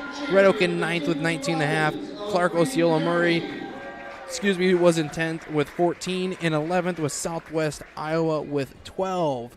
And for your totals here, Atlantic will be sending 6 wrestlers to the state tournament. Carroll with 4, Glenwood with 3, Southwest Iowa with 1, Greene County with 3, Creston with 3, Clarinda with 4, Red Oak with 1, Harlan with 1, Central Decatur Leon with 1, and Clark with 1 as well. So congratulations to all those wrestlers, and I can give you a rundown here too as well. At 106, Aiden Smith from Atlantic is your district champion, and your runner-up is Draylon Sweltzer of Carroll at 106. At 113, your district champion is Vinnie Mayberry of Glenwood, and your district runner-up is Seth Edelman of Southwest Iowa. At 120, you have Cale Peterson of Greene County is your district champion, and Cale Nelson of Carroll is your district runner-up. Congratulations. At 126, Beam of Glenwood and Fullman of Atlantic will be moving on. Beam of Glenwood is your champion. Fullman of Atlantic, your district runner-up. At 132, you have McKinley Robbins of Greene County and Easton O'Brien of Atlantic. Robbins, your champion. O'Brien, your runner-up at 132. Now we'll go here to 138. At 138, you have Carter Drake of Carroll is your champions, and Austin Evans of Creston is your district runner-up. At 145, you'll have Tristan Barncastle of Creston is your champion, and Cale Downey of Clarinda is your runner-up at 145. And now at 152, you have Gavin Schuerman of Greene County, and Brian South of Atlantic will be heading on to the state tournament at 152. At 160, Dawson Bond of Red Oak will be heading on as your district champion, and Carson Downey of Clarinda will be moving on as your runner-up at 160. And at 170, you have Caden Stutzman of Atlantic is your district champion, and Rodman of Clarinda, Sterling Rodman of Carroll at 170 moving on to as well.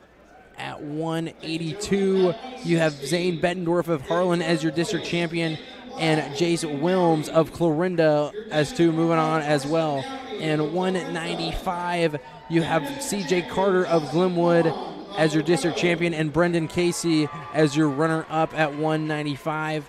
At 220, you have Tegan Carson of Central Decatur, and Tyler Benning of Clark moving on as your district runner-up. And at 285, you have Logan Green of Clarinda and Quentin Folder of Creston moving on at 285. And that will round it out there for your district champs and district runner-ups.